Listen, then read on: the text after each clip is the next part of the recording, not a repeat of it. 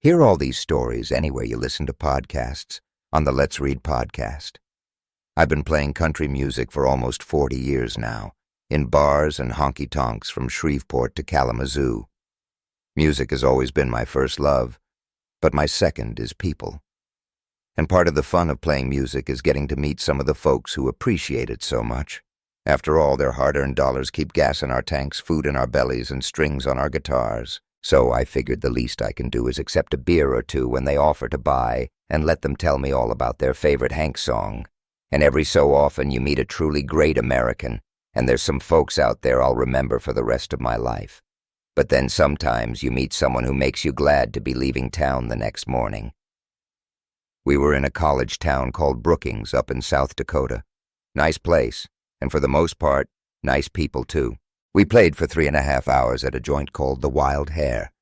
They had a good bar and a good crowd and served alcohol until 2 in the morning.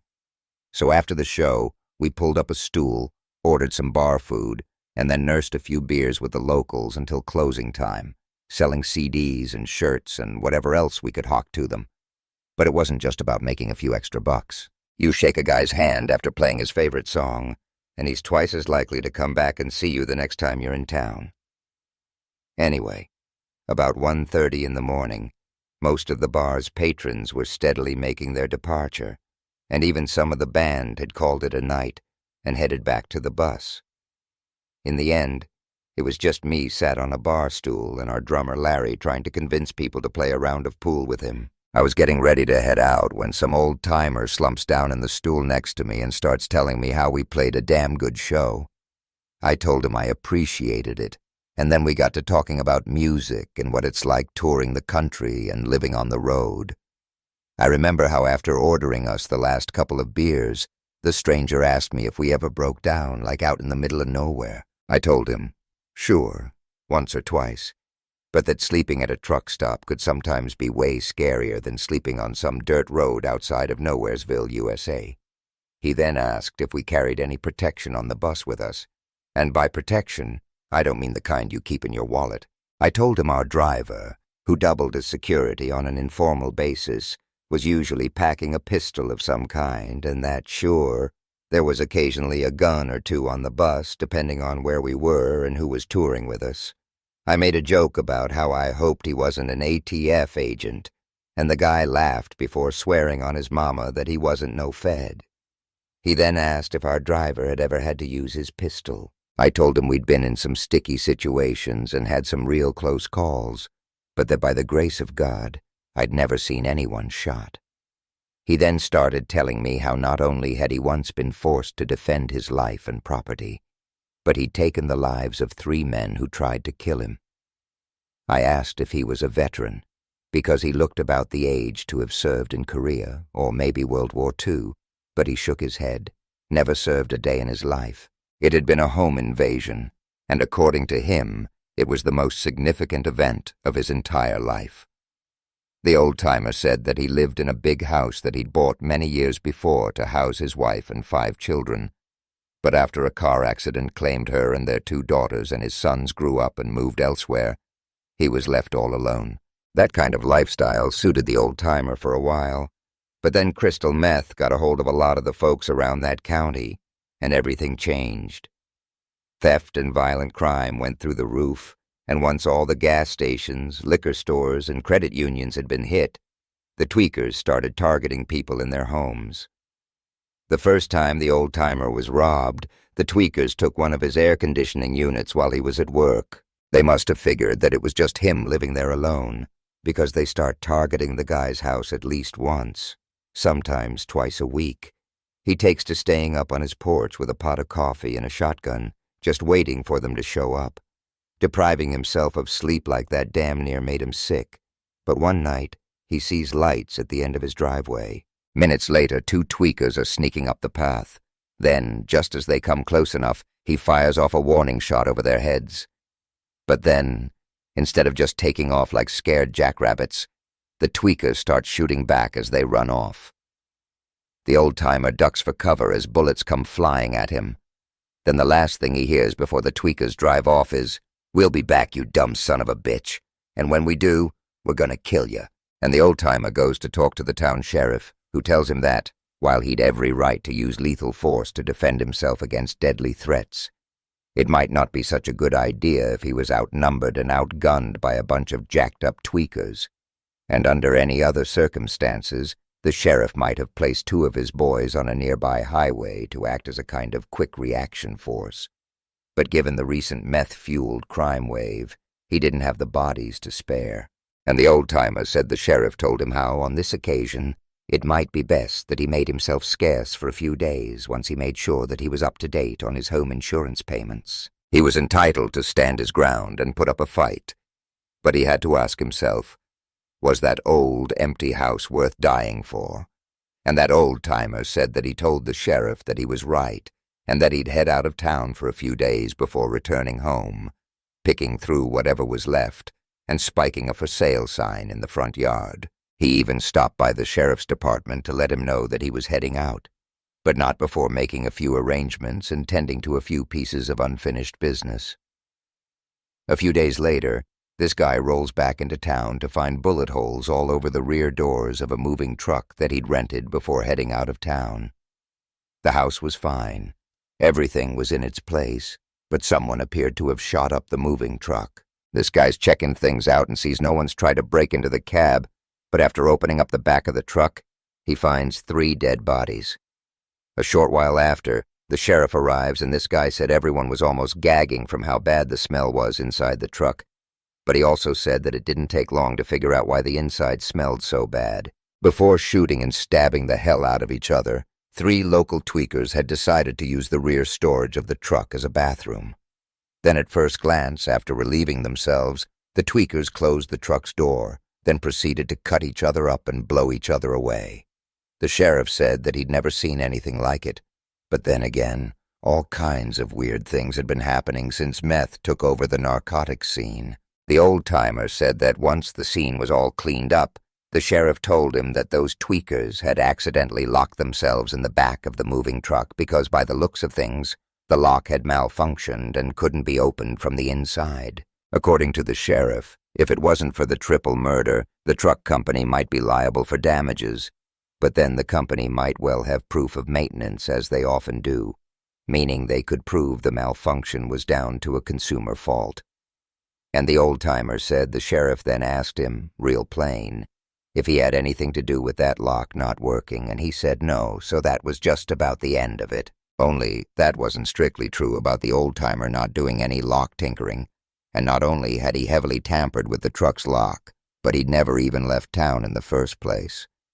The old-timer told me that he'd rented the most secure hauling truck possible, one that was almost impossible to break into from either inside or outside.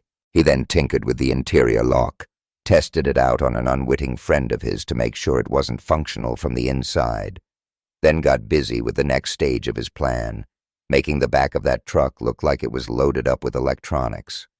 He used all the old TV, radio, and VHS boxes that he kept up in the attic, stuffed them full of junk to make them feel fuller, then left the rear doors to the truck wide open like it was bait. And the next night, those tweakers show up just like they'd promised, 3 of them, all armed to the teeth. And they showed up to get revenge for that old-timer having fired that warning shot, which I'm guessing they thought was just a missed shot and not a warning. But upon seeing that big old moving truck with what looked like thousands of dollars worth of appliances in it, well, they just couldn't resist. All 3 climbed inside, looked through all the boxes and hollering like they'd just won the state lottery. Then out comes you-know-who from his hiding place to slam the truck's rear doors shut, locking them inside. First, the tweakers were spooked, but with the doors just slamming closed on them like they did, then they got frustrated when the interior door handle wouldn't function, each of them saying something like, "Here, let me try," and then cussing the thing out when it wouldn't budge. It took them a while to realize that they were trapped in the back of that old moving truck, but once they did, they started to panic. The old-timer said they tried shooting the lock out, and when that didn't work, they tried shooting holes in the doors, and then hoped their boots might be able to do the rest. He said they spent hours trying everything they could think of to get themselves out of that truck, but it was no good. There was no way out. The old-timer and his buddy had tested out just about everything. with the buddy being none the wiser, of course, until the old-timer was happy that the truck was inescapable, at least without any serious industrial equipment, and unless they just up and stole it, no meth heads are out there driving with industrial-strength cutting equipment. It took those fools hours and hours before they figured out that they were trapped, and when they did, they started calling for help. And then and only then did the old-timer call out to them and tell them exactly what had happened to them. He said they were furious, and tried firing shots in his direction through the side of the truck. But as his presence there before me that night confirmed, those shots flew wildly astray, and he told those foolish sons of bitches exactly how he'd tricked them into walking into their own tomb. And he says it was only when he used that word tomb that it really dawned on them what was happening. He said they begged and pleaded, swearing they wouldn't hurt him if he'd only let them out. The whole thing had been a big old misunderstanding, they said. Some people were not to be messed with. They just didn't know that he was one of them. They went from promising not to hurt him to promising him hundreds, then thousands, then tens of thousands of dollars as a reward. An old-timer said that he knew it was all bullcrap. They'd have said just about anything to get out of that truck, and unfortunately for them, it was way beyond forgiveness. See, most people would have trapped those tweakers in that truck, called the sheriff, and then laughed their asses off while the deputies dragged them out of the back in cuffs. But that's not what the old-timer had in mind. He let those tweakers sweat it out in that truck with no food or water for 3 whole days, and by then, they were drinking their own pee and eating the cardboard from the TV in boxes to stave off the hunger. After that, he didn't think it'd be much longer before they turned on each other, and when they did, it went off like the 4th of July in there. I'm not saying that those boys didn't get what they deserved. There sure is something poetic about them getting stuck in a kind of man-sized rat trap. But what really sent a chill through me was how proud that old-timer was of himself, and how he laughed until he wheezed thinking about them begging for help. He said that they were praying, crying for their mamas, and he was grinning like a madman telling me the things that he'd say to them. He used to talk about them eating each other, wondering who was going to draw the short straw. He did his best to make sure that they went slowly crazy without any food or water until they finally just snapped. As I mentioned already, I'm not saying those tweakers didn't get what was coming to them, but it was the way that old-timer was describing the whole thing, how he was proud as a peacock for what he did. That's what I found so chilling. If he wanted to deal with them to a permanent end, he could have shot the truck full of holes or set it on fire or driven the thing into a goddamn lake. But he let those boys starve and dehydrate and slowly lose their goddamn minds until the thought of eating each other drove them over the edge. At first, that old-timer had seemed like a good man, and I guess he was in so many ways. But to think that he had that kind of cruelty in him, that kind of darkness, I'm not ashamed to say that it terrified me. I also know that if those tweakers had gotten their hands on that guy, they would have done equally terrible things to him.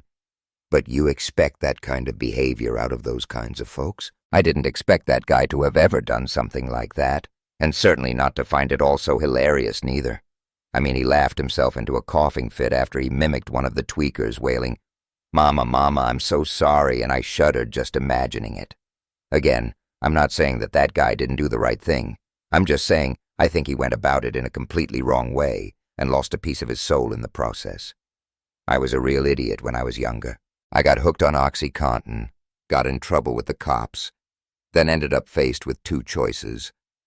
Either go to jail or take part in a state-mandated rehab program called The Farm.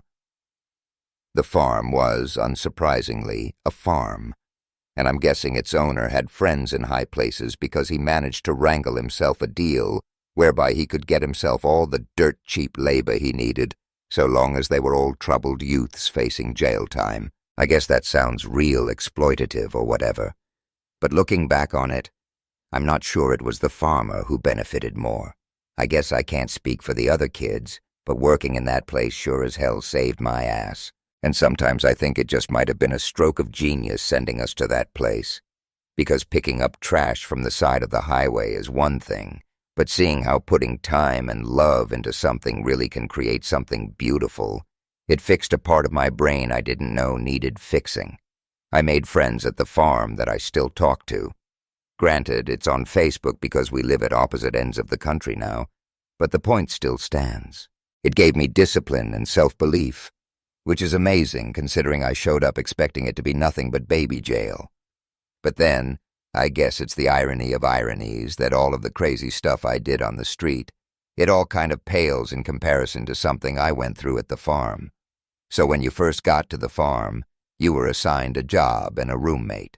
Your job could be anything from livestock and crop management to irrigation or pest control, but your roommate was there for one purpose alone, to help break you into the routine and make sure you stayed on track. These roommates were ideal for the role because the system was working for them, and they could talk from the heart about how it could work for the newbies too. And that's how it worked with my mentor anyway. And when it came time, I gladly accepted the role myself. I knew it'd be a challenge, and I'm sure I myself was a challenge when I first arrived. But I also knew that I had to give something back before I left the program and moved on with my life. Not everyone made it to mentorship level, and as cheesy as it might sound, I considered it an honor and a privilege. For the first time in my life, I felt truly appreciated and wanted to share my own appreciation in return. So, around 9 months into the program, I'd risen to the position of livestock supervisor and had been given my own 2-bedroom living quarters in preparation for receiving my mentee. Obviously, the dorms were very strictly divided by gender, so I knew my mentee was going to be female. But what I didn't know, and had no way of knowing until I met her, was how cooperative she was going to be. If she was chilled out, repentant, and receptive, then the next month would be an absolute breeze for me. But then if she wasn't, I knew things could get very rough. I'd already heard a bunch of horror stories on how troublesome, uncooperative mentees could be when the rubber really hit the road, and in 1 or 2 classes, fights had broken out between the mentors and their roommates.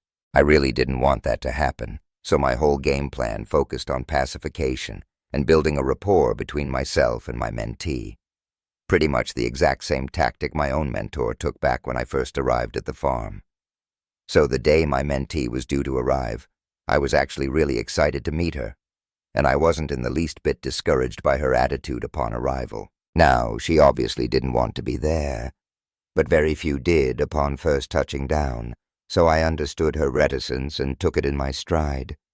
Since I was still on livestock, she accompanied me on a few days' work with the animals after her induction was finished, and although she really didn't take to it at first, she warmed up with time and showed rapid improvement. She was due to be with me for a month, and the month could have either been very short or very long, and by about week 2, it was looking like it was going to be the short kind. Shauna, my mentee, was fitting and well, and although her attitude needed major work sometimes, we were making some major breakthroughs together. And then came the day that the cops arrived, 2 of them, and I spotted them talking to a very concerned-looking group leader. I walked over, mainly intent on listening in on what they were saying, but when the group leader spotted me, she called me over to talk. I found out the cops had driven all the way out from the city because they were looking for someone, and that someone just so happened to be my mentee, Shauna. They didn't just want to talk to her either.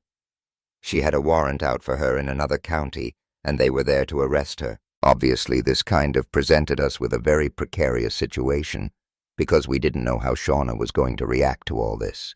She could potentially be going back to jail for whatever she'd done, so if she saw the cops coming, she might just try and run.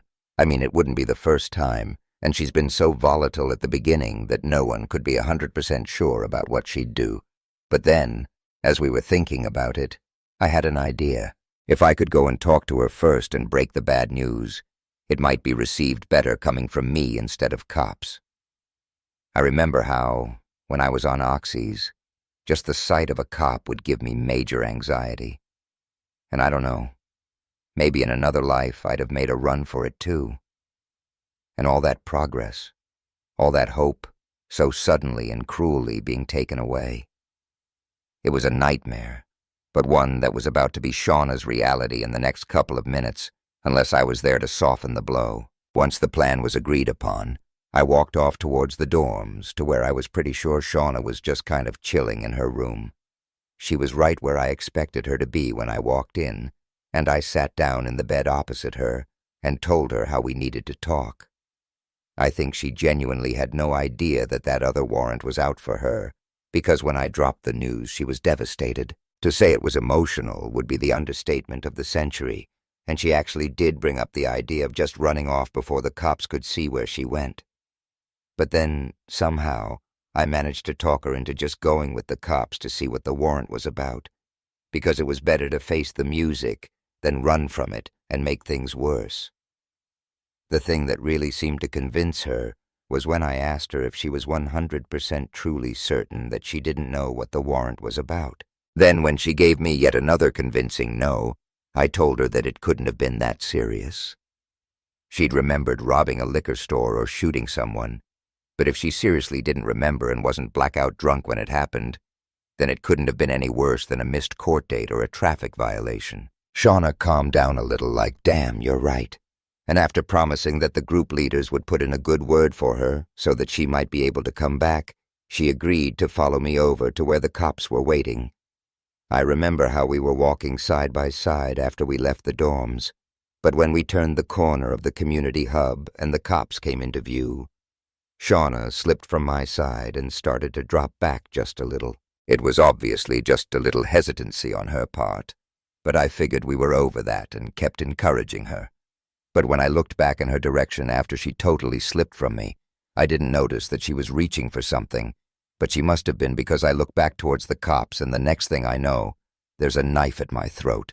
I just froze for a few seconds, and feeling the knife to my throat was one thing, but realizing it was Shauna that was holding it was another thing entirely. I was completely blindsided, and all I could do was just stand there as Shauna held my head with one hand and the knife with the other, as cops drew their weapons and started to approach. Shauna started telling me to walk backwards, which I did, but I think the movement kind of kicked my brain into life because the words, "What are you doing?" just started tumbling out of my mouth. I said stuff like, "Shauna, what are you doing?" "Shauna, think about what you're doing." She responds, "I know what I'm doing. I'm not going to jail. I'm getting out of here." All the while the cops are screaming to put the knife down, put the knife down. But all Shauna seemed focused on was walking backwards and not cutting my throat on accident. I remember telling her, "They're going to shoot Shauna. They're going to kill you if you don't stop." And she just yelled at me to shut up and keep walking, which again is what I did. Kids had come running to see what was going on because they could hear all the yelling. So as we're walking backwards, almost hip to hip, there's this big gathering of kids all watching from near the community hub, and it was chaos. But I never once believed Shauna would ever do me any harm. It was just a desperate attempt to avoid going to jail, and as soon as she got to the trees over near the livestock fields, she was going to make a run for it. But that's not what happened. There was about a minute where I was trying to convince her to let me go, but Shauna was too busy trying to get the cops to keep their distance. She was yelling at them to stay back and all this other stuff and totally ignoring anything that I had to say to her. But then there was this moment when she stopped, and it was like she came back to me for a second. At first, she told me to shut up again, but I kept telling her how what she was doing wouldn't work. If the cops didn't catch her on foot, she'd end up running from them on her own in a place where she was unfamiliar with. If she stuck to the roads, she'd be in cuffs within hours. But if she stuck to the woods, it'd be her versus the bears and cougars and Mother Nature. And I told her again, "This won't work, Shauna." And in reply, she told me, "Yes, it will, because they'll be too busy trying to save you than to chase me." I could write all night, I guess, and still not even get close to how terrified those words made me feel. And like I said, I was 99% convinced that Shauna meant me zero harm, and had just panicked when she realized she was going to jail. But maybe she even remembered what the warrant was about, and remembered that it was way worse than she first thought. Who knows? Not like she's around to ask her either. And the last thing she yelled as she intended to draw the blade of that knife across my throat was, "I'm sorry." But she didn't just say it. She yelled it, and I guess that was all the cops needed to hear. She yelled that apology, and I felt the blood hit my face. But it wasn't mine. It was Shauna. After one of the cops heard her cry, took aim and pulled the trigger. I had a tiny cut where the knife nicked me as she fell, but other than that, I was completely unharmed. Shauna, on the other hand, was probably dead before she even hit the dirt. The cop put the bullet right through her brainstem, and there was a hole in her face between her nose and her eye. I just started screaming, like I didn't know if I had been shot, how bad the cut to my throat was, because, like I said, it was bleeding a little, and I was in a state of complete hysteria. I got down on my knees and started trying to wake Shauna up, like shaking her. I thought that there'd be a chance that she'd survive the shot. I mean, people survive crazy head wounds sometimes, but I think I just knew, maybe from the look in her eyes, that there was no more life inside her anymore. That day was the worst of my entire life. It's not something I'll ever get over either. I've just learned to live with it. I know Shauna had to die so that I might live, and I heard the sureness in her voice, and I know in my heart that she might have been about to kill me. But that doesn't mean that every single day I don't think about her and wish that she'd made a different choice. I remember when I was a kid, I would watch and even attend some football games with my dad, and it was something that we bonded over. When he passed away when I was in the 10th grade, I stopped watching football, though. It just didn't appeal to me like it did when I would watch it with my father. And a few years ago, I fell in love with the game all over again. Now, for some context, I was 27 years old when I started following football again. I would watch the games with one of my best friends and his wife, and Sunday nights became a tradition at his house. Good food, good friends, good times. Falling in love with the game again started to bring back so many fond memories that I had with my dad. I know a lot of people out there may not enjoy sports, especially American football, but sometimes the memories you can make can go far beyond the game itself. However, the memories are not always good. And this story that I'm about to tell you happened last year, and instead of a fond memory, I was left with a very lasting nightmare. As I mentioned a moment ago, I got back into football a few years back, but I wasn't able to attend a game until last year. My buddy surprised me on my birthday with tickets to an NFL game, and I was beyond pumped. This was going to be the first game I attended since before 10th grade. My town, unfortunately, doesn't have an NFL team, and the closest stadium is almost 3 hours away. I didn't want to drive all the way home after the game, so I decided to actually book an Airbnb close to the stadium. My friend who got me the ticket was also attending the game with me, and he was bringing his wife as well. They didn't want to stay after the game, so they planned on driving home after. And this was honestly fine with me. I was actually looking forward to the quiet evening to myself. The game was awesome, other than one minor hiccup towards the end, and the score was tied in the 4th quarter, and our team actually had the ball. A crazy series of plays transpired, and as you might expect, the crowd was going insane. So insane that someone actually bumped into me and caused me to spill some of my beer onto the gentleman in front of me. And he wasn't pleased, and I apologized, but he continued to lay out this very verbal assault.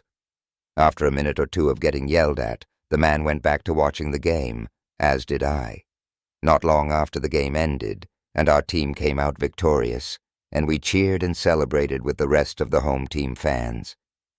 I won't say what the team was, for my anonymity, and that night I got back to my Airbnb and just kind of hung out and relaxed. I decided to order myself a pizza and just sort of enjoy my little scenic getaway. The place was very cozy, and on the outskirts of that town, and it wasn't like in the middle of nowhere or anything like that, but it definitely felt kind of secluded. I'm not exactly sure what time I fell asleep, but it was late, after midnight for sure, and at some point during the night, I woke up because I thought that I could hear this very strange noise. I sat in bed for a minute trying to focus, and I didn't know if it was just my imagination or if I actually had heard something. A few seconds later, I heard it again, and then again right after. This wasn't creaking floorboards or any of the other things that people say when they think you're being paranoid.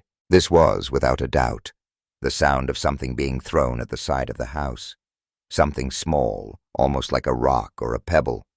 I got out of bed and turned most of the lights on, mainly because I was a little spooked, but also because I didn't know the layout of the house, and I didn't want to stumble my way through the darkness.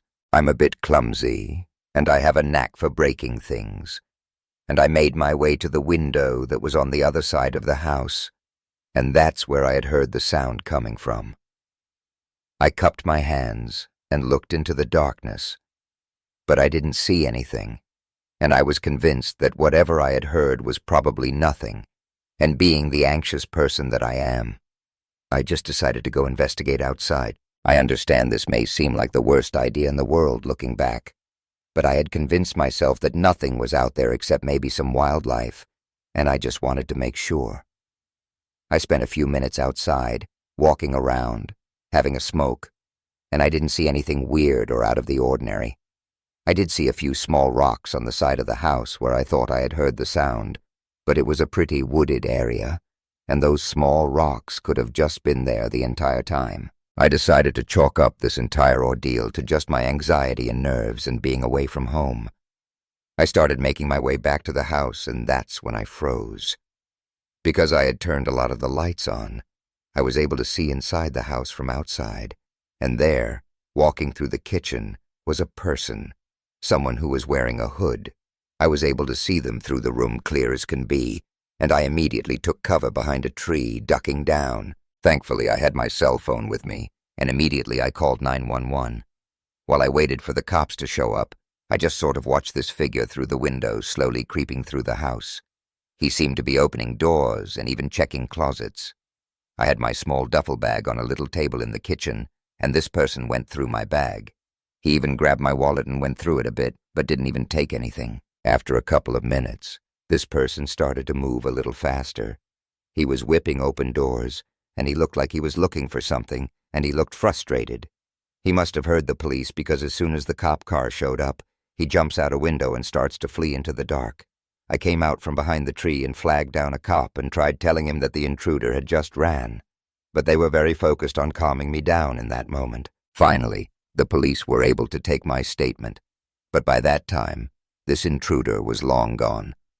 To my knowledge, they never caught this person, and nobody knew what he was doing or who he was looking for. The owners of the house were alerted by the authorities, and they claimed that they had no idea why anyone would do that, and I believed them. I remember telling my buddy the story that next morning, and he believed that it might have actually been that disgruntled fan from the football game, the one that I spilled beer on. I think it would be outrageous and borderline improbable for an intruder to have followed me all the way home, but the more I thought about it, this person did fit the profile of that crazy fan. He was even wearing the same color as the team, but that might have been common for the area as well, and this all could have easily been a coincidence. But I don't know. It really made me think, and it's really scary that sometimes people out there can just do things like this, and we truly will never know why. I used to live on Parkfield Road near Lark Lane in Liverpool. My local supermarket was the Tesco on Agberth Road, so every time I needed to buy food, I'd walk all the way down Parkfield from my flat, which was in a house at the very top of the road near Prince's Park. Most of the houses on Parkfield are basically old Georgian mansions. I'm talking beautiful old buildings with long drives and grand entranceways that I'm guessing used to be occupied by the city's elite. But nowadays, most have been converted into apartments which have 5 to 7 flats in them. Some of them boast some truly exquisite architecture, but while they're nice to glance at, it's generally not good form to stop and stare at someone's house or place of work. So I just minded my own business and kept on walking past. But that's not to say that I didn't notice that 1 or 2 of the old mansions had been converted into stuff that wasn't apartments. I knew one had been converted into a nursery and another was like a vet's or something, but I was never curious to find out anything more about them. So one morning, I leave for work at 7 a.m., so I'm walking down Parkfield still half asleep, earbuds in, podcast on, and some coffee in hand. And I was about halfway down the road, headed for St. Michael's train station, when I saw a guy standing still on the pavement in front of me. It looked like he was waiting for someone. maybe a taxi or a car share to work or something, but other than very briefly regarding him, I didn't pay much attention to him at all. And that all changed, though, when I walked past him, and he said something that I couldn't make out over the noise of my podcast. I was almost certain that it was directed at me, so I stopped and pulled out my earbuds and then asked who he was talking to. He was looking right at me as I turned, so clearly he was talking to me. But he didn't answer my question or anything. He just kept on talking, even though I hadn't heard the first thing he'd said. I remember exactly what he said, because it was one of the weirdest things anyone's ever said to me in my entire life. He goes, "They're all burning in one big pile. And every day, there's more and more." It probably took my half-asleep brain a microsecond longer than it normally would. But as soon as I realized the fella was just chatting nonsense, I said, "Yep, okay," in like a sort of please don't kill me crazy person kind of way, and then carried on walking towards the train station. I suppose if you live in any city on the planet, you're just bound to encounter a few head cases from time to time. I just didn't expect to encounter one that early in the morning. It didn't scare me or anything. I just thought, what a weird bloke. And then by the time I got to the office and saw the massive stack of invoices that I had to work through, it was basically forgotten about for the next 8 hours until it came time to commute home again. The fella wasn't there that time, nor was he there any other time I walked down Parkfield Road for the next 2 months. But then one morning, bright and early, there he was again in the exact same spot I'd seen him the first time. And he wasn't alone. The fella was standing with 2 women, both in their 50s or 60s, who both appeared to be reading. Since there was 3 of them on the pavement, I decided to cross over onto the other side so I'd have more room to pass. But as I did, I couldn't help but peek over at the 3 of them. The fella caught me looking, and although he didn't say anything, we locked eyes and smiled before I quickly turned my head away. But before I did, I noticed the 2 women, who looked like they were reading from little books, appeared to be whispering something too, like they were reading aloud. Now this is the point where a lot of you American listeners are going to stop and think, hang on, this sounds familiar. And to be fair, if you're thinking what I think you're thinking, then you're thinking the right things. But the issue in question isn't such a massive deal over here as it is over on your side of the pond. I'm not trying to turn it into a dunk on you or anything. We just have different issues over here. Cue the overwhelming and unflattering agreement. And that's why I could walk past them a second time and not piece together what they were doing with where they were choosing to do it. I blame it on the sleepy brain, personally. Both times I saw the weird fella, I'd only been awake 30 minutes, and since I was on my way to work, I didn't exactly have time to stop and chat. It was literally days later when I realized that we were standing outside at the vet, facing the place from across the street, so I decided to employ a bit of the old Google food to try and work out what was going on. It was called something like the Daffodil Clinic. Not its actual name, of course, but something equally unassuming. It then took me mere minutes to figure out what its purpose was. There was a lot of flowery language around the subject. They just didn't come out and say it on one page. But after just the teeniest bit of clicking around, I discovered what the clinic was for. It wasn't a vet. It was an abortion clinic. And that's why the people were praying outside of it. I've since come to learn that protesting abortion clinics is quite a big thing in the States. And a lot of the time the protests get pretty vicious, I guess. Now, before the comments section erupts, I'd like to make it clear that I'm not trying to cast aspersions on anyone. In a free country, people should be free to pray wherever they want, right? And I don't live there, so I don't really know exactly what's going on. But that's not what I found so creepy about that man. The one who said that initially unintelligible thing to me about them all burning down there in one big pile. He was talking about the aborted babies, and he was talking about them burning in hell. I think you'd have to be exceptionally sturdy of a person for that mental image not to send a shudder through you. It certainly did with me once I realized what that guy was referring to. Sometime after that, I heard about the fella getting arrested. I'm guessing someone reported him to the police, and that he was in the habit of saying things to people as they walked past. I don't know what law that's breaking, But that's just not on, is it? Saying things about babies burning in hell to people going through a horrible period in their lives. Now, I know this can be a controversial topic, but I don't know. If you're gonna pray, do it quietly across the street like those two women.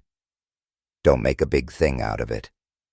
And certainly, don't go telling passing strangers things about piles of babies burning in hell. My mom and I moved around a lot when I was a kid. I was born in upstate New York, lived in Connecticut for a while. Then after my parents got divorced, my mother and I moved to San Diego to live with her boyfriend, before we eventually moved up to Portland, Oregon to live with my maternal uncle when I was 12. We stayed there till I was 18, and aside from one or two cons, there were a lot of pros to growing up in Portland. But when I first moved there, I'd say for a year or so I hated it, and it was mostly down to one man. A couple of days after we moved, I was riding my bike up and down the street when I saw this kid around my age walking up the street. He had a plastic grocery bag in his hand, and it looked like it was full, but whatever was in it was moving.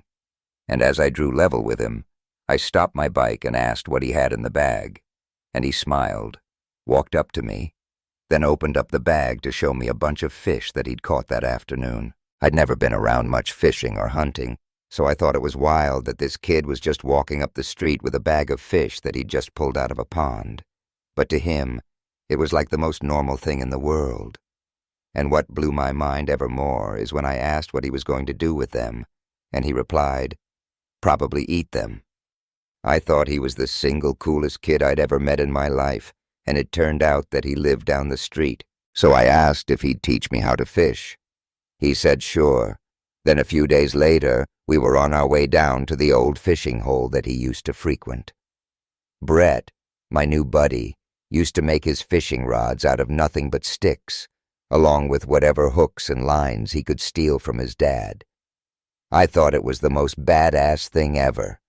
A kid of 14 years old catching his own fish with homemade rods, and from then on I was obsessed. And that whole summer, Brett and I would go fishing just about any chance we got.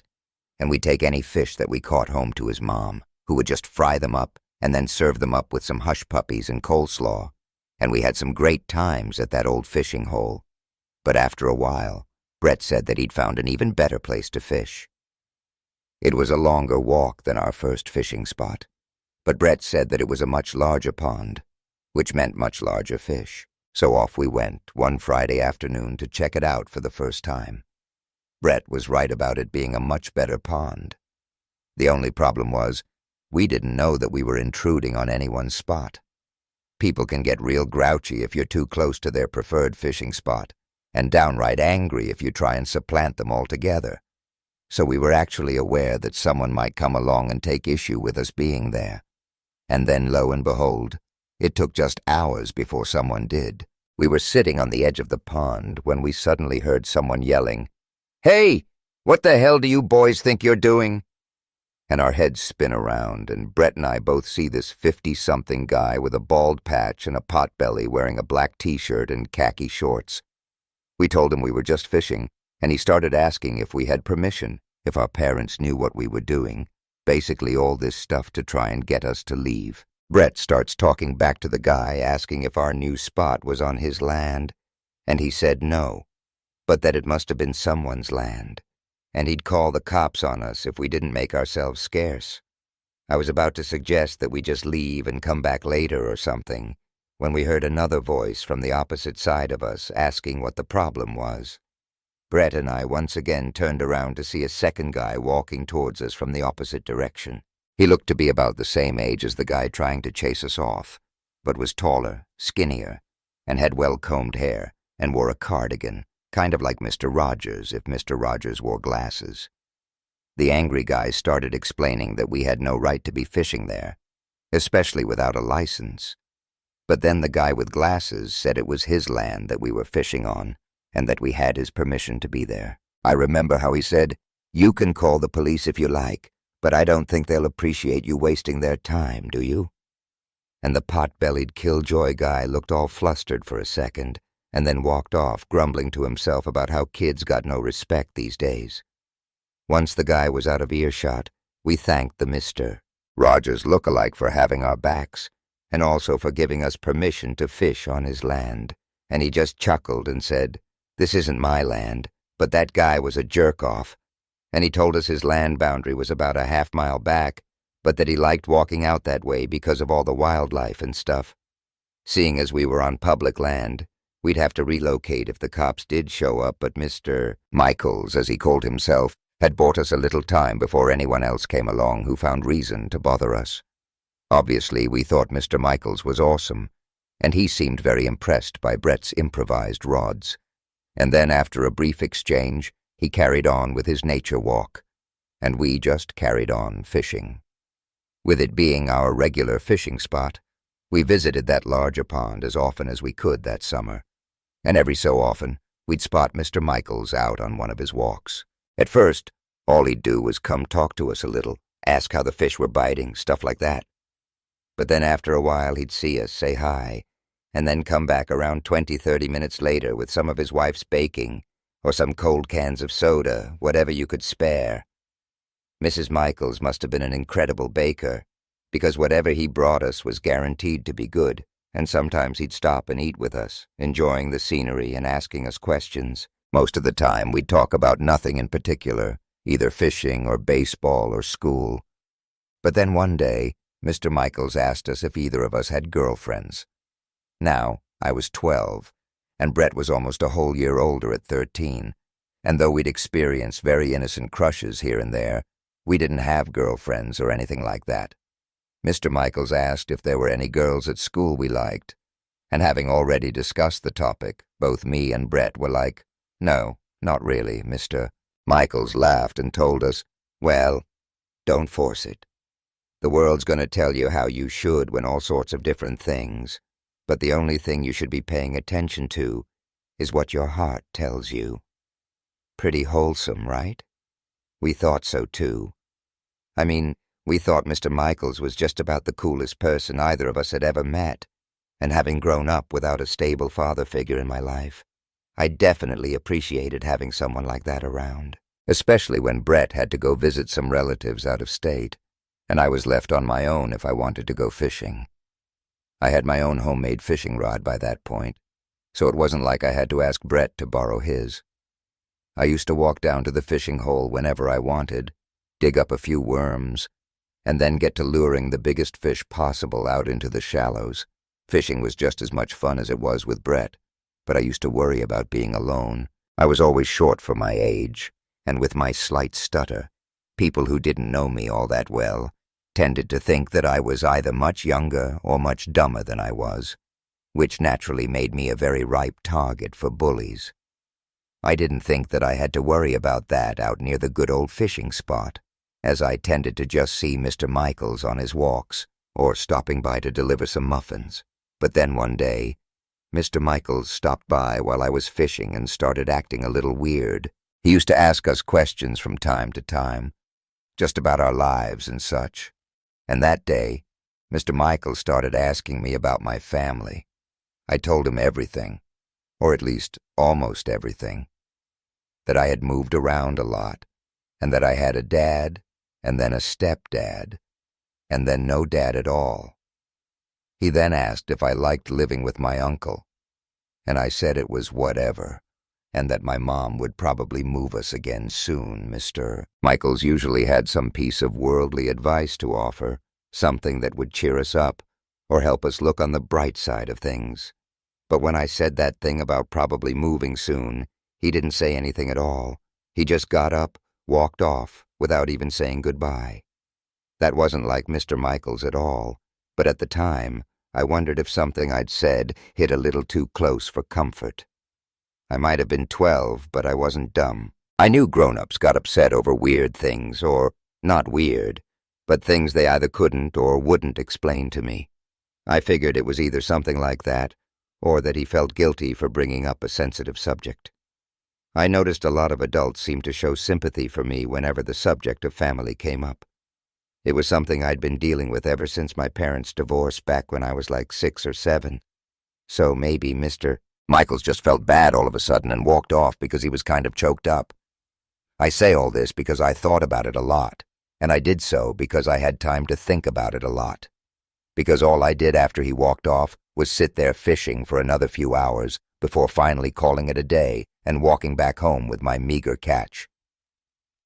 The next day, I headed back down to the fishing hole after lunch, and after about an hour of sitting there, Mr. Michaels showed up again. He greeted me warmly as he approached, so I figured all of yesterday's awkwardness had been forgotten. He didn't bring it up at first. He just acted like it never happened, which was honestly fine by me because I didn't want to talk about it either. He just walked up, sat down next to me, and asked how the fishing was going. We made small talk for a few minutes about the fishing, the weather, stuff like that, and then he said something like, "I want to apologize for just walking off like that yesterday."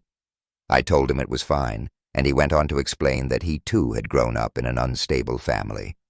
My situation reminded him a little too much of his own, which, as I said, was one of my initial suspicions. Mr. Michaels then said that family wasn't always a matter of blood, and that the best part about growing up was that, at least to a degree, you got to choose your own family. I figured that was probably the poignant, life-affirming thing that he wished that he'd said the day before, and I appreciated it all the same. And I also appreciated it when he said that if I wanted to, I could consider him a member of that chosen family, but only if I really wanted to. I told him sure and thanked him, but I knew it was kind of a platitude. He just felt bad hearing a kid talk about the same kind of childhood he went through, and all he wanted to do was make me feel better about it. But like I said, I'd been experiencing the same thing almost all my life. So while I knew to just be polite and thank people for whatever it was they'd said, it wasn't like it was some Hollywood moment where I burst into tears like, "Well, gee whiz, Mr. Michaels, does that mean you're going to be my new dad?" Instead, I asked Mr. Michaels if he had kids of his own, and he said yes.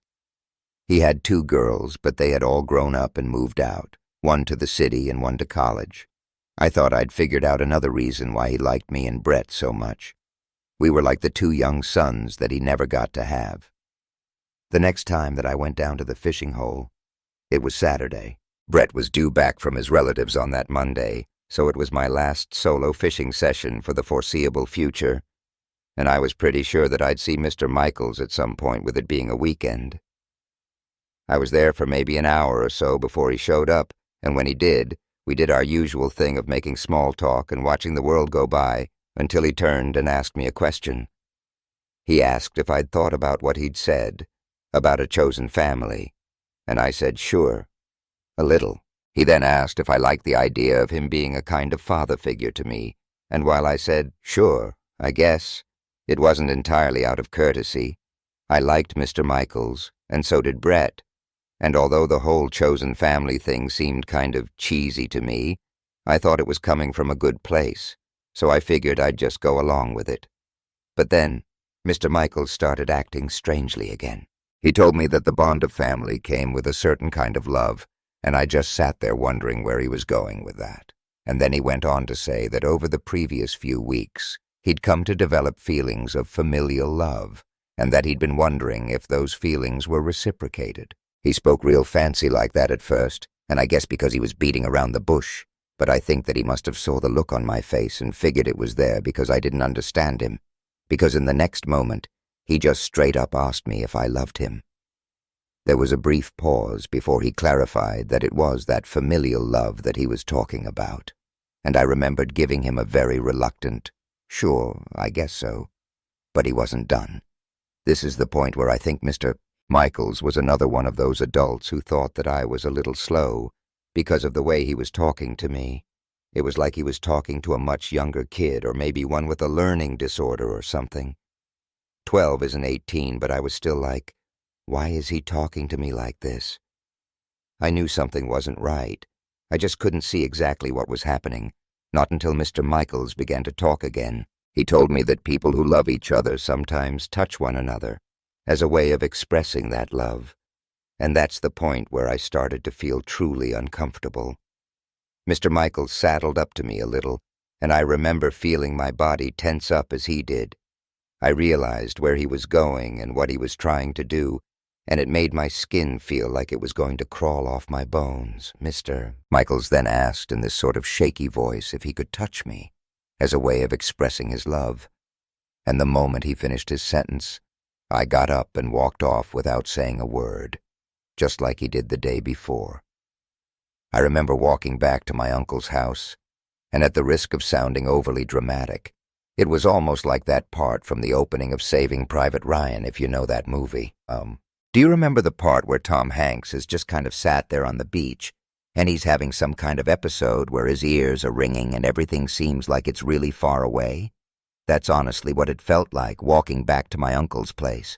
I just felt kind of numb, like I was so trapped in my own thoughts that everything else seemed far away, or like sort of background noise, and I walked into the kitchen via the back door, which was kept unlocked during the day so I could get in and out at will, and I walked straight past my mom and up to the guest bedroom without so much as even looking at her, and that gave her a clue that there was something wrong. So she followed me up and asked me a few questions, and that it all came spilling out of me, along with many, many tears. I think one of the worst things about it was I was old enough to actually understand what was happening. It's a terrible thought, but I guess some kids get touched so young that it becomes sort of a repressed memory. I'm not a psychologist, but I know that's a thing. But that obviously wasn't the case with me, and the second Mr. Michaels mentioned touching after asking if I loved him. My first thought was basically, oh my Jesus, titty-slapping Christ, Mr. Michaels is a predator. I wasn't confused on what his intentions were, even if he was trying to put such an innocent mask on such an ugly thing, and honestly, it absolutely destroyed me. It was the idea that someone so nice, so seemingly nice anyway, could have such vile intentions, and that he could be so cunning about it. I mean, he'd been slowly, steadily, and patiently grooming us for almost 2 whole months.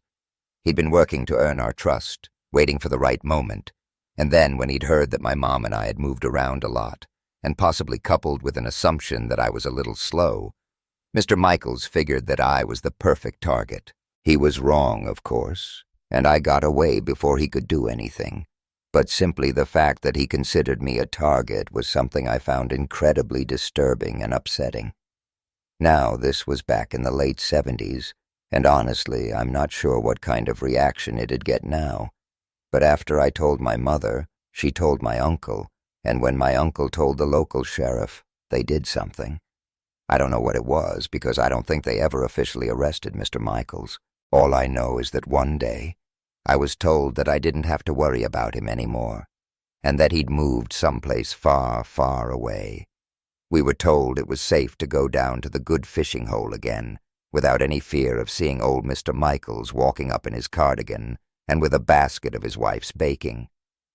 But that didn't have the desired effect, because I wasn't relieved to hear we'd never see him again. I was actually heartbroken.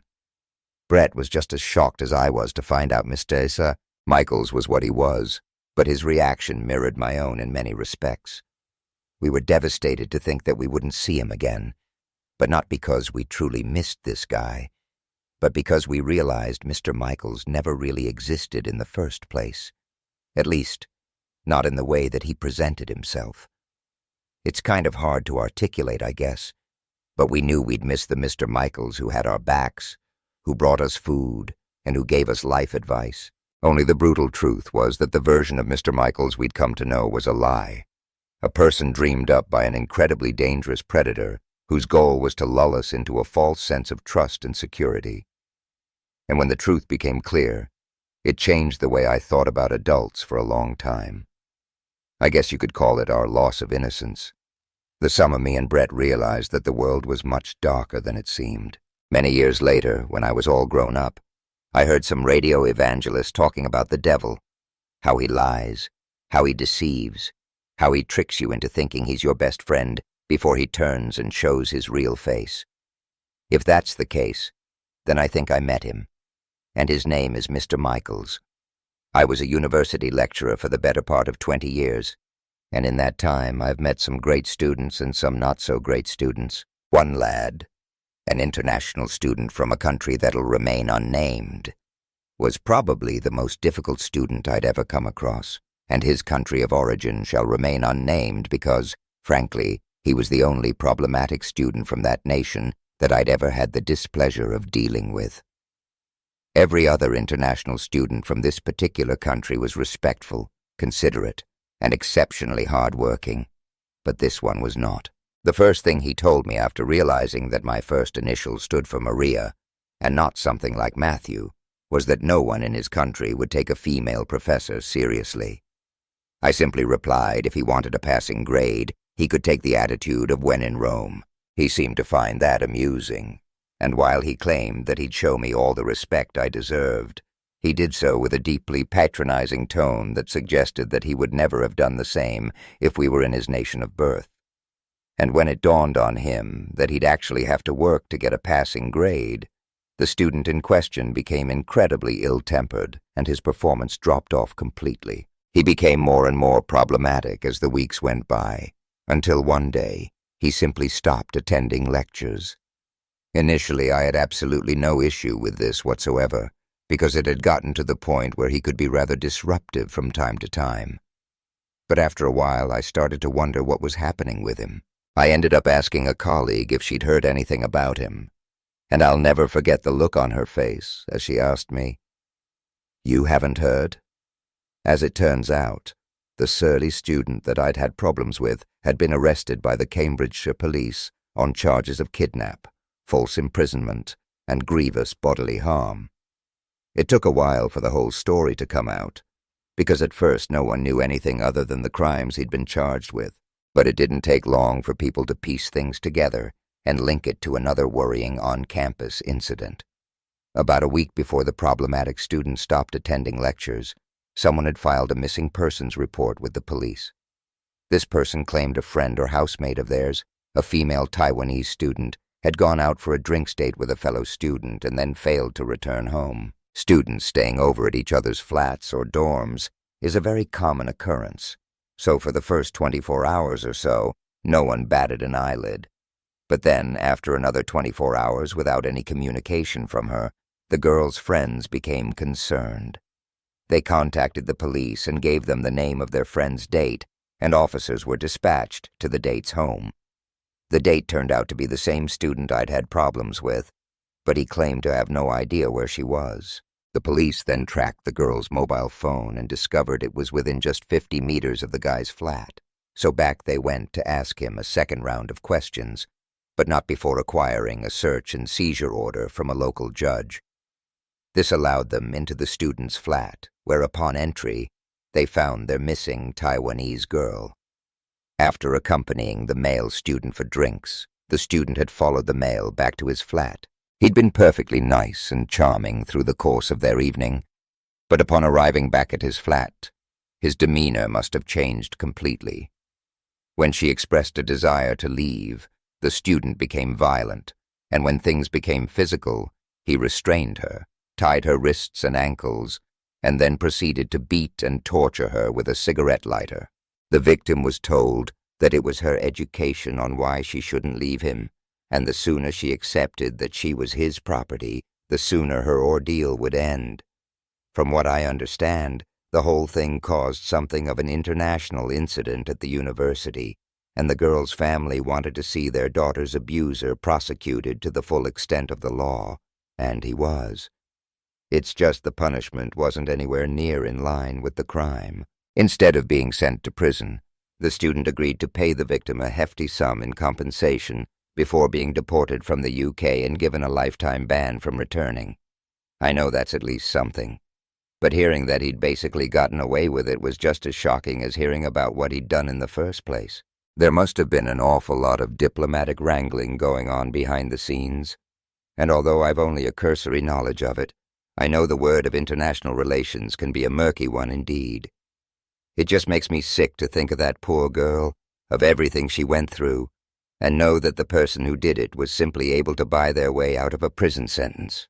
Because for men like that, prison is the only place for them. Back in 2009, when I had just turned 22, one of my best friends since childhood met a girl on Facebook. Dean was a bit of a trailblazer in many respects, because back then, we thought of him having a Facebook girlfriend as pretty sad, whereas nowadays, meeting on dating apps or sliding into DMs on social media is a totally normal way for couples to find each other. We used to joke about her being a catfish before catfishing was even really a thing. We didn't use that exact term, but there were a lot of jokes about Louise turning out to be a Louis who was 3 times his age. Turns out, Louise was a real person, and when we met her, we understood why Dean was so smitten.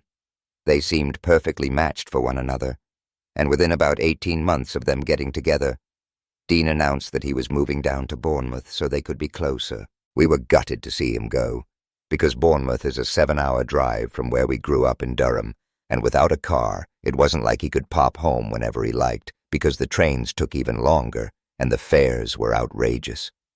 Since Louise lived with her mom and brother, Dean started looking for flats down in Bournemouth, and then when he got a bit of money saved up and had somewhere to live, off he went. We later found out that he'd moved into a shared apartment just outside of the city center, and that he'd quickly found a job as a kitchen porter, so he didn't burn through too much of his savings. His job was all right, his relationship was flourishing, and the only thing stopping him from getting a flat with his girlfriend was the fact that she didn't have a job yet. On top of that, his new flatmate sounded like a sound fellow too. The only thing was, Dean wasn't very forthcoming when it came to information about him.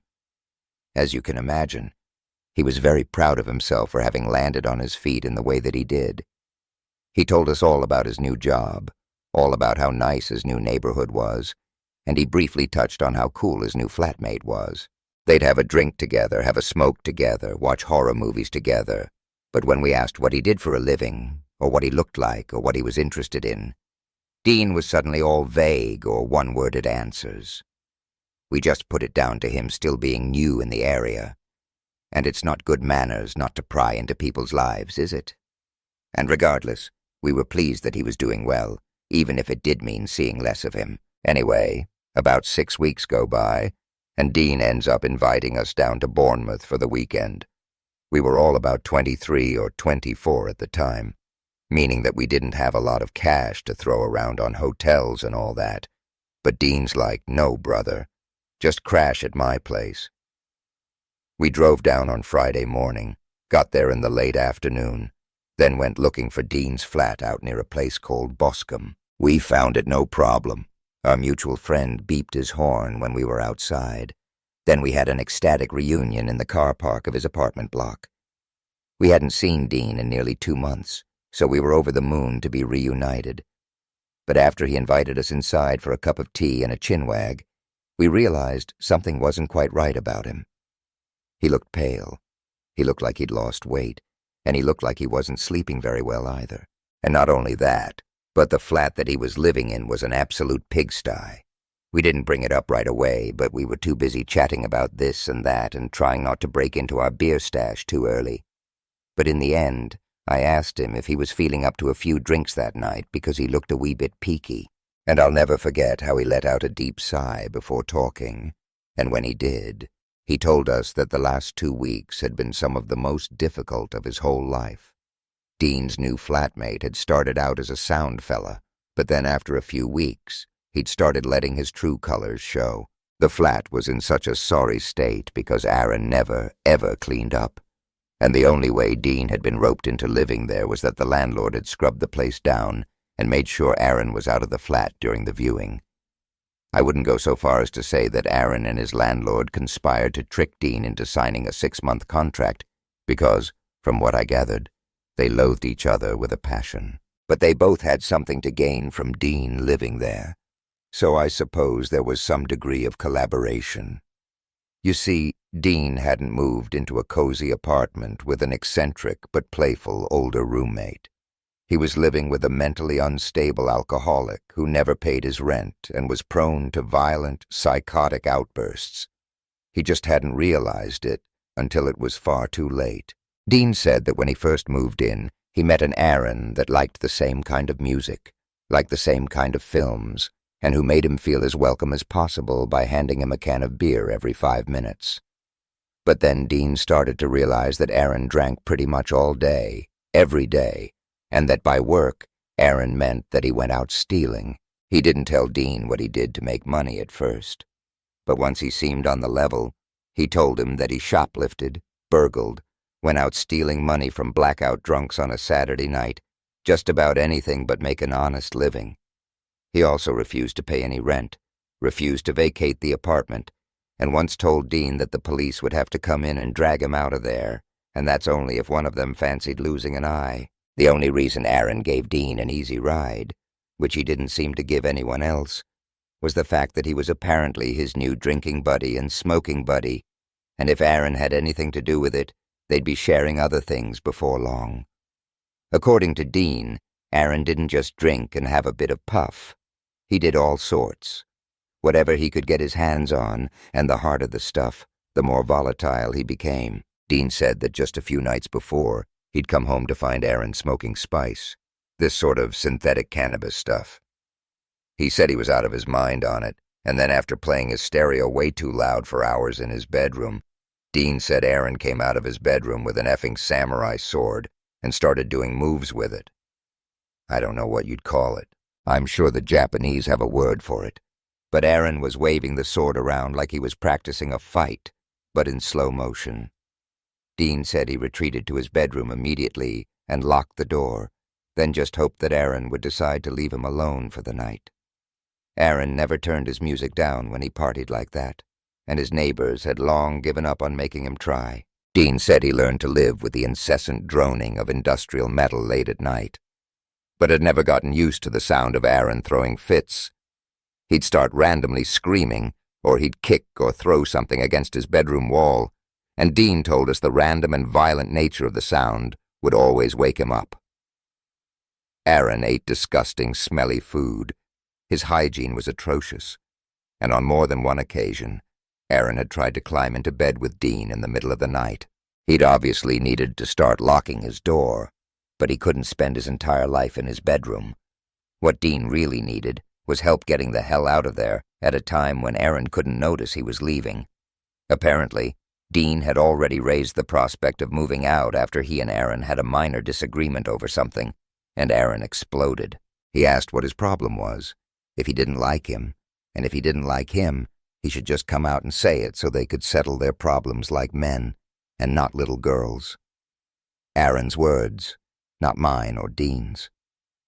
Dean had managed to talk his way out of that one, but he realized that if he was going to make an escape, it had to be a quick one, and without Aaron being aware. And that, ladies and gentlemen, was the real reason he'd invited us down for the weekend, not for a little reunion with the boys. Dean was planning a not-so-great escape. Now, he'd told us all of this, and we still hadn't met Aaron yet. But by that stage, and to be perfectly honest with you, I was a bit nervous about the prospect. I mean, once we'd heard about the whole samurai sword thing, a replica, but still sharp, and how he was so quick to go and grab it, that definitely added a scary dimension to the whole thing. It wasn't a case of just helping Dean move some boxes. We had to plan the whole thing like some type of military operation. And what's worse, we had to wait 48 hours until Sunday to do it, as Aaron would most likely be in the apartment until Sunday afternoon, at which point he'd go out stealing and try to earn a bit of drug money. Then suddenly, right as we agreed that Sunday is the day that we help Dean move, we hear keys sliding in the flat's lock, signaling that Aaron had returned home. The door slams. He walks down the little hallway towards the living room where we're sitting, and the whole time, I watched Dean just sort of shrink. I'd never seen him act like that before, ever. His bark was definitely a lot worse than his bite, but Dean was in some pushover, so to see him subtly but definitely cowering at this Aaron fellow as he was approaching was quite something. Aaron walks into the room, and Dean and I's mutual friend lay eyes on him for the first time. He wasn't quite what I expected, in that he looked more like a metalhead than the kind of shoplifting pawn life we were used to up in Durham. He was covered in tattoos, had shoulder-length dyed black hair, and had one of those bullring nose piercings, which he removed to look less conspicuous while on the rob. We were obviously a bit wary of him, but at first Aaron seemed really friendly and welcoming. Apparently he had no idea Dean had invited us, but he also didn't seem to have a problem with it either. In fact, not only did he seem keen to have us stay for the weekend, he thought it was a good excuse to throw a party. Dean played along, as did we, as Aaron talked about inviting some girls over, getting a few bags and bottles, and all meeting back at the flat in a few hours once it had gotten dark. Dean then says that he wants to walk us around the area a bit, show us the pub that he liked to drink in, and then we popped out after saying our goodbyes to Aaron. Now, as you can imagine, first thing we bring up when we're out of the flat was something like, "What the hell are you doing agreeing to a party tonight? This fellow goes mental when he adds a few lines and you're putting us in harm's way. Blah, blah, blah, blah." Aaron then replies that no, it's perfect, because if Aaron blew all the cash that he had on that Friday night, he'd then be forced to go on a shoplifting spree the next day, because he always started craving crack when he's hungover. And our jaws were just on the floor. We're at an age where the cure for a hangover was like a McDonald's breakfast, and in his desperation to be closer to his Facebook girlfriend, Dean had managed to become the flatmate of an actual crackhead. We understood that if we had a blowout that night, we'd be able to move Dean out of that flat and into his girlfriend's mom's garage, which could serve as temporary accommodation. But there was a lot we couldn't reconcile. We each had at least 24 questions for him. I mean, that walk to the pub turned into a proper little interrogation. But all of the questions we asked, like why didn't you leave earlier, or why don't you just get the police involved, all of his answers came down to one of two things. Number one, Dean was legitimately scared for his safety, and if everything he told us was true, especially the stuff about the samurai sword, then he had a right to be. And number two, he needed his friends. He was in a brand new place, knew next to no one, and he was tired, depressed, and afraid. Dean said what little time he got to spend with his girlfriend, he was so exhausted that all he did was catch up on sleep. He needed our help, and he needed it badly. And by God, after all was said and done, we were ready and willing to give it to him. A few hours later, we've got a few beers in the fridge, and Aaron returns from picking up his sniff with his girlfriend in tow. She had a similar-looking lifestyle to Aaron, but unlike her boyfriend, she seemed a bit soft and dopey. No offense to the girl, but she seemed a bit slow, like she'd only ended up being Aaron's girlfriend to begin with, because he found her easy to manipulate. And that might sound a bit harsh, but that's honestly the reading I got after meeting her. And it's also my way of saying that while Aaron was a maniac, his girlfriend was just a bit daft. Now anyway, we're all sitting around and drinking, and while Aaron thinks we're having a party, me and Dean's mutual friend were basically there as bodyguards. Aaron was nice and friendly at first, but as he worked his way through beer after beer and started doing some harder drugs with his girlfriend, he started to get more and more aggressive. It started when he was doing lines. He offered Dean and me's mutual friend some, and when he declined, he started berating us about how we were no fun. He told us, "Even Dean has a bit of Charlie with us, don't you?" And us as his old friends were thinking, "No, he doesn't. Dean likes a beer, but he's hardly ever touched any drugs at all." But then, right there, before our very eyes, Dean leans over and does a bump before giving us both a very sheepish look. I suppose he'd learned to take the path of least resistance, as they say.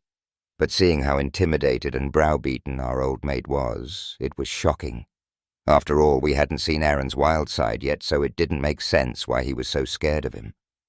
The night went on for a little while longer without incident. Aaron started acting like a total prick, saying the most obnoxious crap you can imagine about just about everything you can imagine, but there were no indications that any swords were about to be produced. So me and Dean and our mutual friend all stayed quite chilled out, and more beers were getting drunk while Aaron's working through his bag of sniff, and then eventually he announced that it was time to put some music on. I suspected he was about to put on something very loud and fast, and I wasn't wrong, but he turned the volume up so loud that we had to literally shout to make ourselves heard. This didn't seem to bother Aaron, though, and he actually thought it was funny that the music was ruining what little vibe we'd got going, instead about trying to make us sing the lyrics to songs we'd never heard before in our lives. Shortly after, Aaron was up dancing, if you could even really call it that, while we just tried our best to get through it in the assurance that it meant getting out of there a day earlier than planned.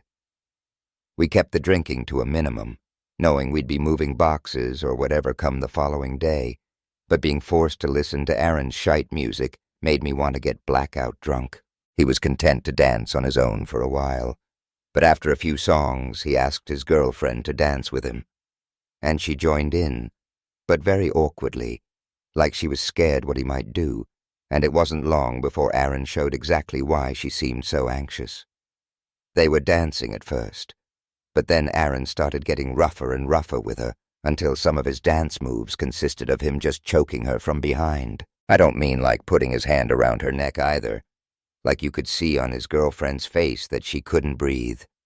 He did it a couple more times, and we're getting ready to step in because he's choking her for longer and longer each time. But then his girlfriend suddenly elbows him, shoves him off, and slaps him. And then all hell breaks loose. We later found out Dean had been a witness to a lot of this sort of behavior and had always tried to intervene where possible. But he could only do so much, knowing that he had to live with the bloke, and by that I mean he couldn't just deck him like he'd wanted to.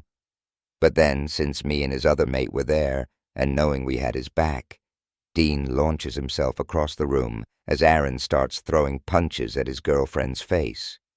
We followed in his footsteps, and within a few seconds we had Aaron restrained. Dean starts shouting at his girlfriend to leave, but she didn't move. She just stood there, frozen, like she didn't know what to do.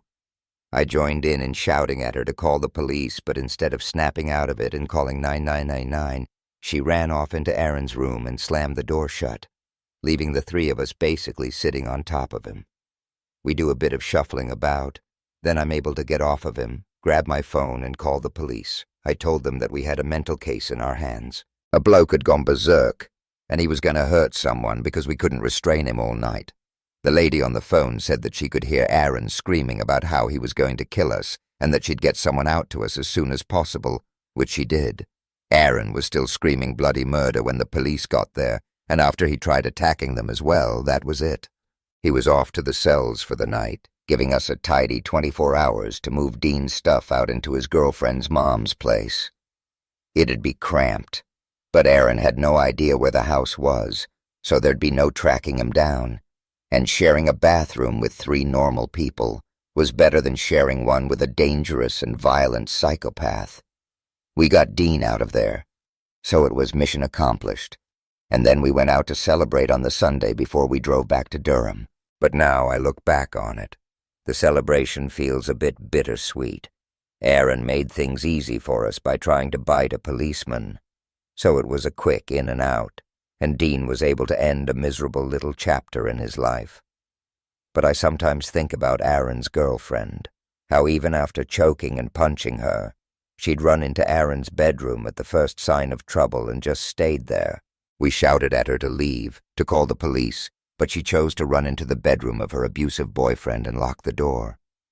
And sometimes I really worry for that girl's future. But with the attitude she's got, I suppose there's only so much you can do.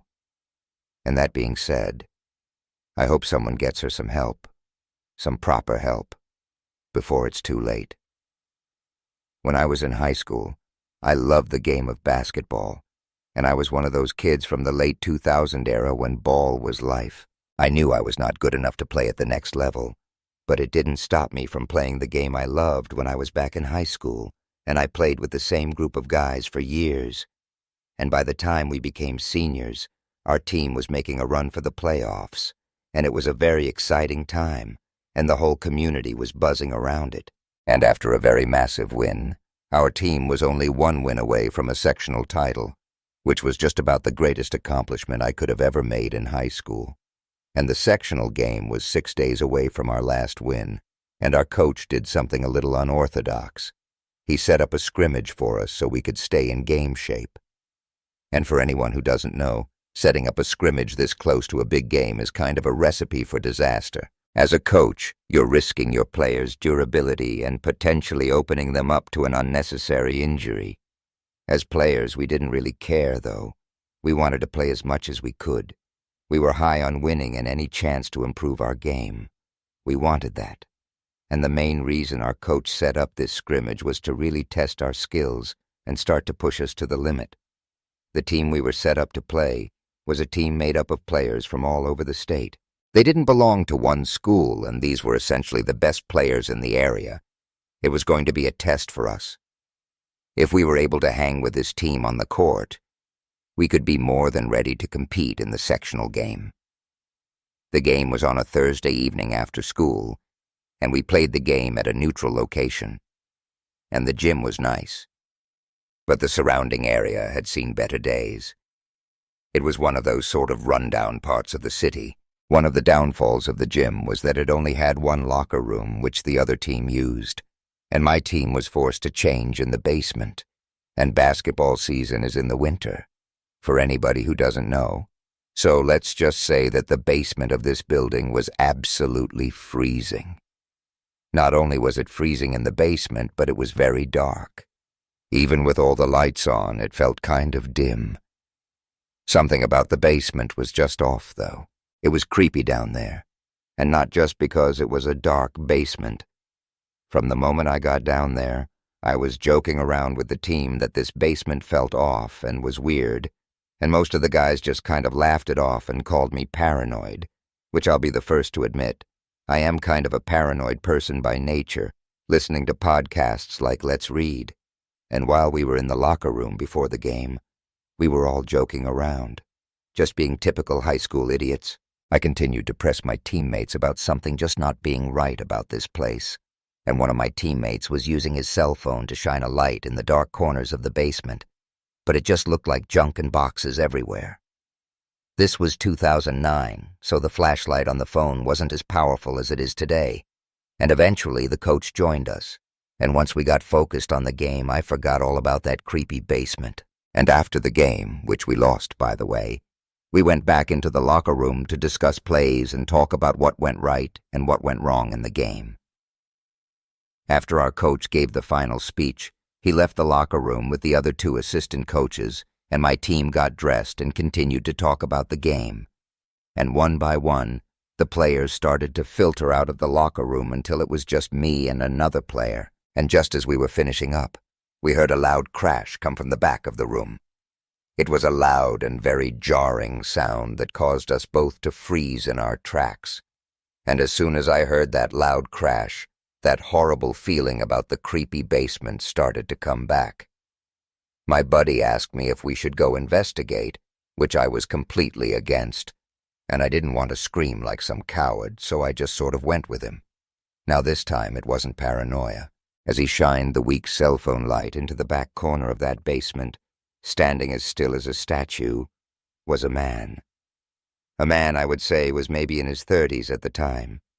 He looked very disheveled, and he looked angry, and my friend and I both just stopped and sort of stared at the man, and all three of us now just stood completely still. These few seconds felt like the longest stretch of time I had ever experienced. And just as my friend tried to say something, the man just started to scream. It wasn't even words. It was this weird growl of a scream, and we both decided to run. Whatever was happening, we didn't want to find out the result of his screaming. As we sprinted towards the stairs, this man ran after us, and he was fast. Fast enough that he was able to grab my hand and yank me down to the ground. Fortunately for me, he fell on the ground in the process of pulling me down, and with the momentum I had from both of us falling, I was actually able to bounce back up pretty quickly and continue running out of the basement screaming. My friend and I ran into the parking lot, screaming our heads off, and the rest of the team and the coaches were waiting outside. I couldn't speak, but somehow my buddy was able to concisely explain to the coaches what had just happened to both of us in the basement. One of the assistant coaches stayed outside with us and the rest of the team and called the police, while the head coach and the other assistant coach ran inside to confront this man. I still have no idea why they did this. I'm sure in the heat of the moment they probably felt compelled to defend us, I guess. And a few minutes passed, and the police showed up and ran into the building. It was the first time in my life that I had ever seen the police spring into action like that. We were all freaking out because during that time, the coaches never came back outside. A minute or two after the police ran into the building, the two coaches finally emerged. The assistant coach had his arm around the head coach, who was holding his arm as if something had happened to it. From our vantage point, we couldn't really see exactly what was happening. The only thing we could see for sure was that the coach had what looked like blood all over the front of his shirt. And not long after the two coaches had come out, the police came outside with that man handcuffed. It didn't seem like he was struggling or resisting at all. I do remember that he had this sort of wicked smile on his face as he just sort of stared blankly ahead of him. And that's where the nightmare ended on that specific evening. Now, it wasn't until years later when I ran into my old coach at this fundraising event that he finally told me what happened. And he told me that he and the other coach ran into that basement shouting. They thought that we made it up at first because they didn't see anyone down there. And while we were standing near the stairs, the man jumped out and cut the coach's forearm with some type of switchblade or something. The coach thought that it could have been a box cutter. Right after he got cut, the other coach tackled the man to the ground and basically detained him by sitting on him until the police showed up. The coach had to get stitches in that arm and all types of blood tests because they didn't know if the blade was actually clean. Thankfully, he was fine. And it was arguably the scariest part of the story was that nobody knew anything about this guy. He seemed to have no identification, and he was clearly not right in the head. And the area that I live in, unfortunately, has always had issues with people with drug issues. And as far as my old coach knows, this poor man was just another unfortunate soul whose mind was lost on the streets. And if it wasn't for my assistant coach, my head coach might not have been alive to tell that story. And that's something that still freaks me out today. I've been a lover of sports my entire life, and ever since I was a little kid, all I ever wanted to be was a professional athlete. I was really good in high school and received a scholarship to play football in college as well. And I wanted to have a good college football career, actually, but nothing near what it would actually take to get to that next NFL level. I was able to make a little money after college doing commercials for local businesses and doing some autograph signings, but that quickly faded away and I moved on to life after sports. I've had a pretty successful career as a working professional, but my biggest accomplishment and the pride of my life has to be my family, my beautiful wife and our amazing daughter. My daughter has taught me how to be a better person, and I love her more than anything else in this world. And I'm sure if some of you reading this are parents, you can relate to those sentiments. About 2 years ago, I was invited back to the small town where I played college football for an event surrounding the completion of their new facilities on campus. They were going to do a tour, a dinner, and obviously some drinks and snacks in between. They invited alumni, sponsors, and some higher-end boosters to try and get everyone together to network, and more obviously to fundraise, as I'm sure the new facilities were not cheap. I really didn't feel like going, but my daughter seemed interested in taking a trip with me. So I figured that we'd go and make a little daddy-daughter date and have some fun and head out of there early.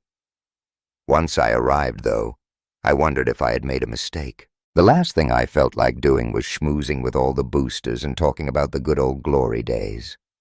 I prepared myself for having the same conversation about a dozen times, but since I had my daughter with me, I figured most of my attention would be devoted to her, and I wouldn't have to really entertain a lot of other conversations, at least for a long period of time. There was one person I didn't recognize who seemed to keep giving me a bit of a side-eye or looking at me like he seemed annoyed that I was even there.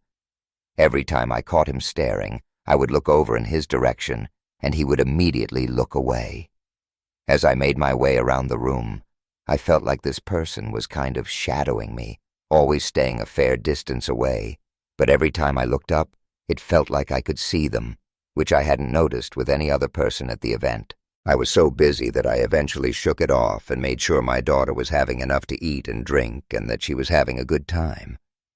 And as soon as she got bored, I was going to head out of there and just take her home. She really enjoyed our tour of the new facilities and even got to see the mascot and take a picture with them. We got some free swag, which she really enjoyed as well. It was well worth attending to see the consistent smile across her face, and my daughter and I were sitting at a 2-person high-top table, and the dean pulled me aside for a conversation. I got up from the seat, grabbed my daughter's hand, and told her that I was going to be right there and that I was just standing up to talk to a few people. My daughter was still directly to my left, so I could see her while I was having a conversation and shaking some hands, and the dean introduces me to the new head football coach, and we make some small talk and share a few laughs. I'm making sure to every few moments look back at my daughter who was playing with the team-branded fidget spinner, and I entertained the conversation, what felt like another 30 to 45 seconds, and said, "Well, I'm going to get back to my daughter and see if she wants to hit up the dessert table with me." And as I go to sit back down, I realize my daughter isn't there. My stomach immediately hits my throat as I dart up on my toes to see if she walked away, or maybe she's hiding under the table. I saw her walking about 50 feet in front of me down the hallway, exiting the main room and heading towards the new facilities, or the exit. She's too far away for me to see who she is with, but it's clear that she's with another man. I yell out to her and beeline through the crowded areas, barging through people and yelling my daughter's name. It makes quite a bit of commotion, and I can hear people begin to get quiet to see what's going on. I catch up to her and pick her up and ask her what she's doing, and if she's okay, but she's still smiling, and as happy as can be, and my attention immediately turned to the well-dressed guy who was seemingly escorting my daughter somewhere. Seeing his face, I realized this was the same guy who had been staring in my direction all night. I ask him what the hell he was doing with my daughter, and contemplate knocking his teeth in before he even gets a chance to answer. He gives me some weak answers, and to be honest, as shocking as it is, I don't remember exactly what he said. I just remember saying that I'm calling the cops. Apparently, this guy was some big donor to the school and was known by most of the people there.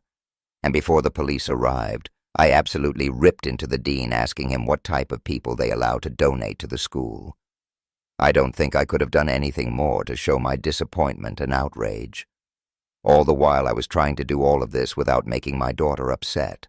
The guy must have weaseled his way out of the room when a lot of the commotion was going on, because I didn't see him again after that. I did make sure that I talked to the police and that all his information was provided to them, as a lot of people at the event knew who he was. I got out of there shortly after and took my daughter for some ice cream, letting her know that nothing was her fault, but that in new places she should always stay with me and never walk away, especially with people she doesn't know. I don't know whatever came from the incident. I don't know if any laws were broken, and I don't know what excuse he actually gave. I would assume and I hope that this matter would have been taken seriously. But once I got back to my home, many towns over, I never heard anything back from the authorities or asked for any additional information or statements. Looking back, I'm just glad my daughter was safe and that I was able to step in before anything terrible happened. It just goes to show you that no matter how diligent you are, you need to be even better to protect your children. Back in September of 2017, my girlfriend and I of 3 years ended up going through an extremely bitter breakup, and since we were living together, I boxed up my stuff and moved out on October 1st.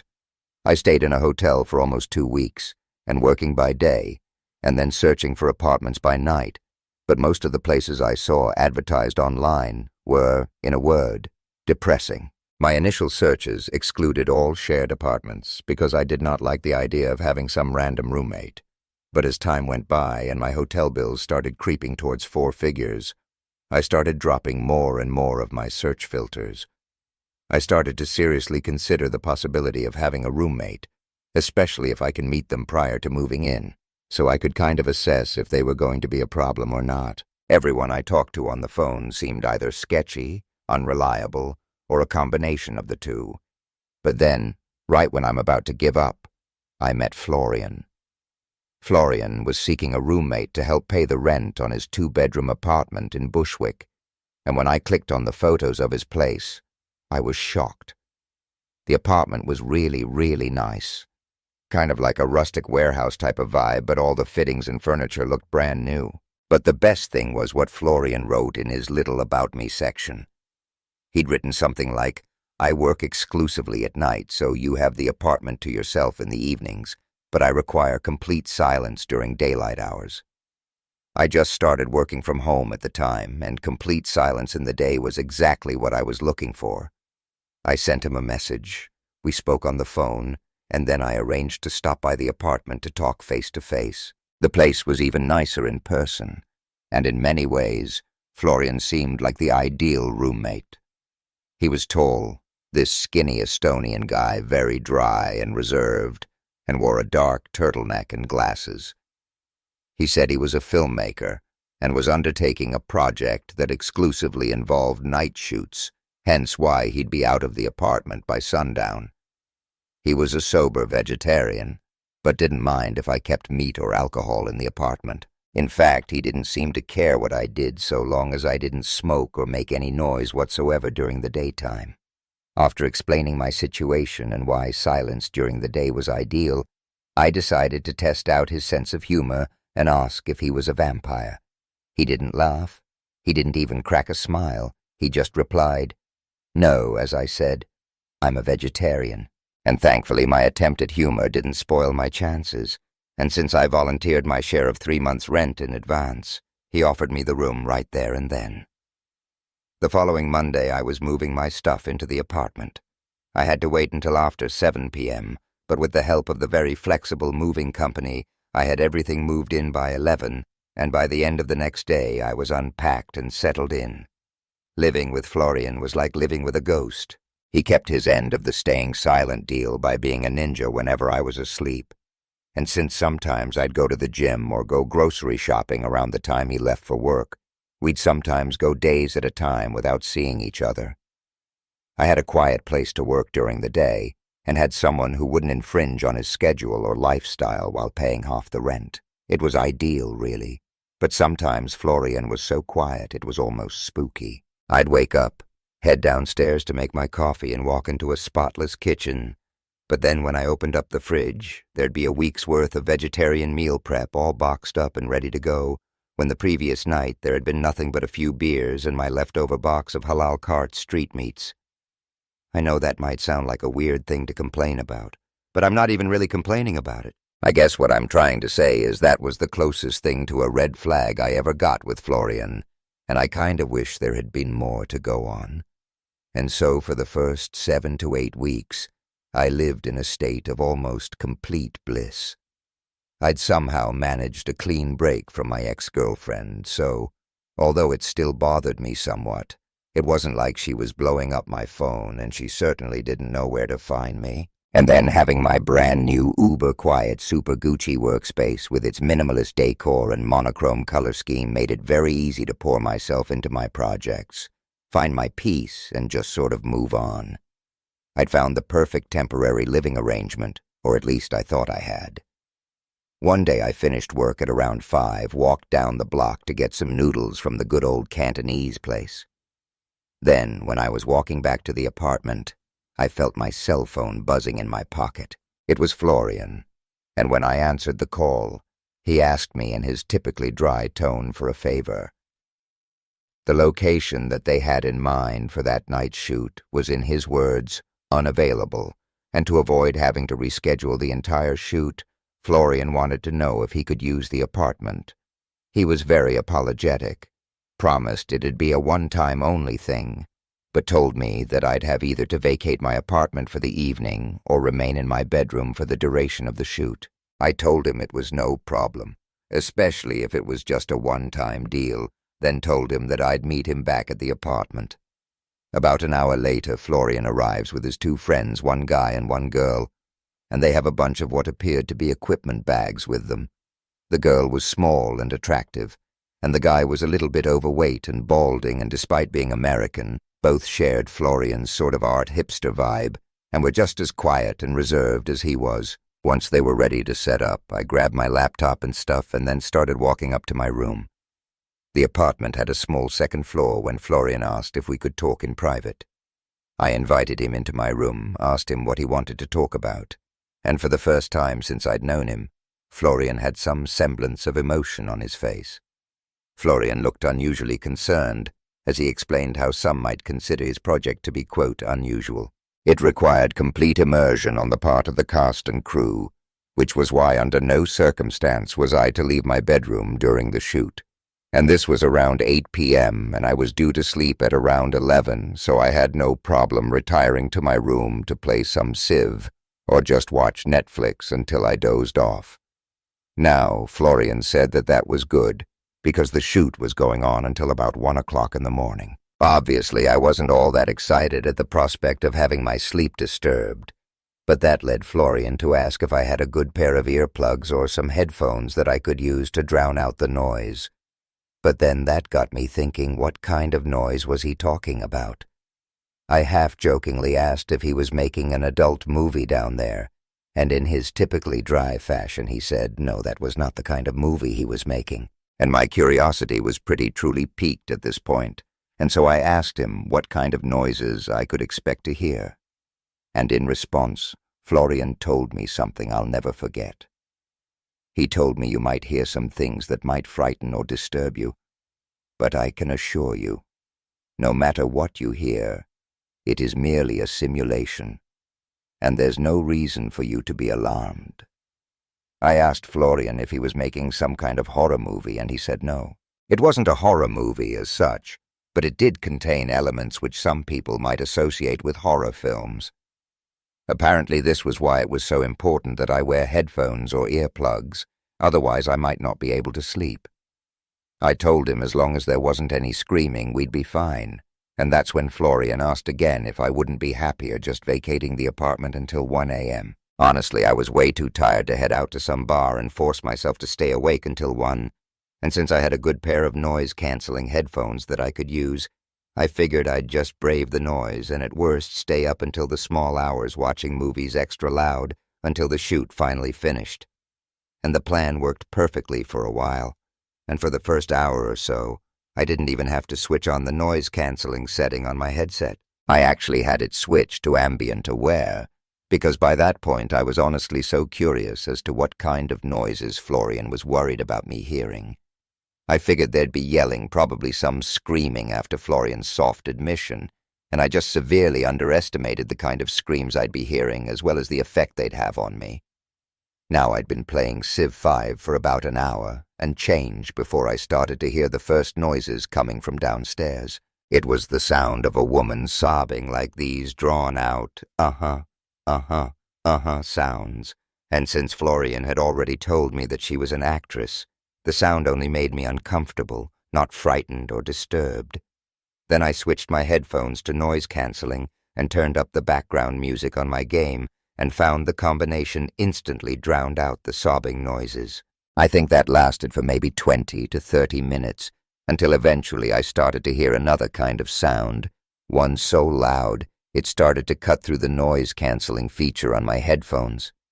I reached up to the speaker covering my right ear, lifted it up, and then instantaneously recoiled when I heard the sound that I'd been shielded from. The girl downstairs, actress or not, was letting out the single most blood-curdling scream I've ever heard. I could hear the exact moment she ran out of breath, as the scream kind of weakened and died, and then she started up again right after with yet another ear-splitting screech. She did this over and over, and at one point I clearly heard someone yelling louder at her, but I couldn't tell if it was Florian or his friend. I knew it wasn't for real. I knew it was just an act, but there was something about that lady's scream that set my teeth on edge. I could only sit there listening to it for a minute or two, before I secured my headphones over my ears and just pumped up the volume on my laptop even further and tried my best to forget it was even happening. I tried my best to just focus on playing this game, but I could still hear those nails on a chalkboard-style screams, and they might have been very faint, but I could still hear them if I focused my attention on them over the music coming from my headphones. The only way to completely drown them out by then was to boost up my volume on my headphones to like 100, but that got so loud that it started to actually hurt my ears, so it wasn't sustainable for more than a few minutes before I had to lower the volume again. Thankfully, the screams had petered out altogether by the time it came to lowering my headphone volume, and I got to spend the next few minutes in relative peace before I suddenly started to hear the sound of frantic begging creeping through the music in my ears. Once again, I lifted my headphones, and once again I heard some skin-crawlingly convincing acting from the lady downstairs. Only this time she wasn't screaming. She was begging through tears and shallow breaths. She kept saying no, please God no, and other variations on that theme. and she did it non-stop for about 14 straight minutes. I guess talking loudly was easier on her vocal cords than balls-to-the-wall screaming, but that allowed her to do it unceasingly for way longer than she screamed for. Again, I was thankful that I was able to just drown it out without deafening myself with the music from the game that I was playing.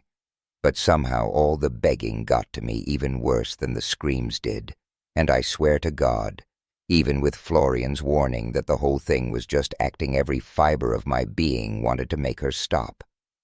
I guess it bothered me in this sort of deep lizard brain kind of way. Something passed down from our ancestors that means when you hear someone begging for their life or screaming in agony, it's impossible to just sit there and ignore it.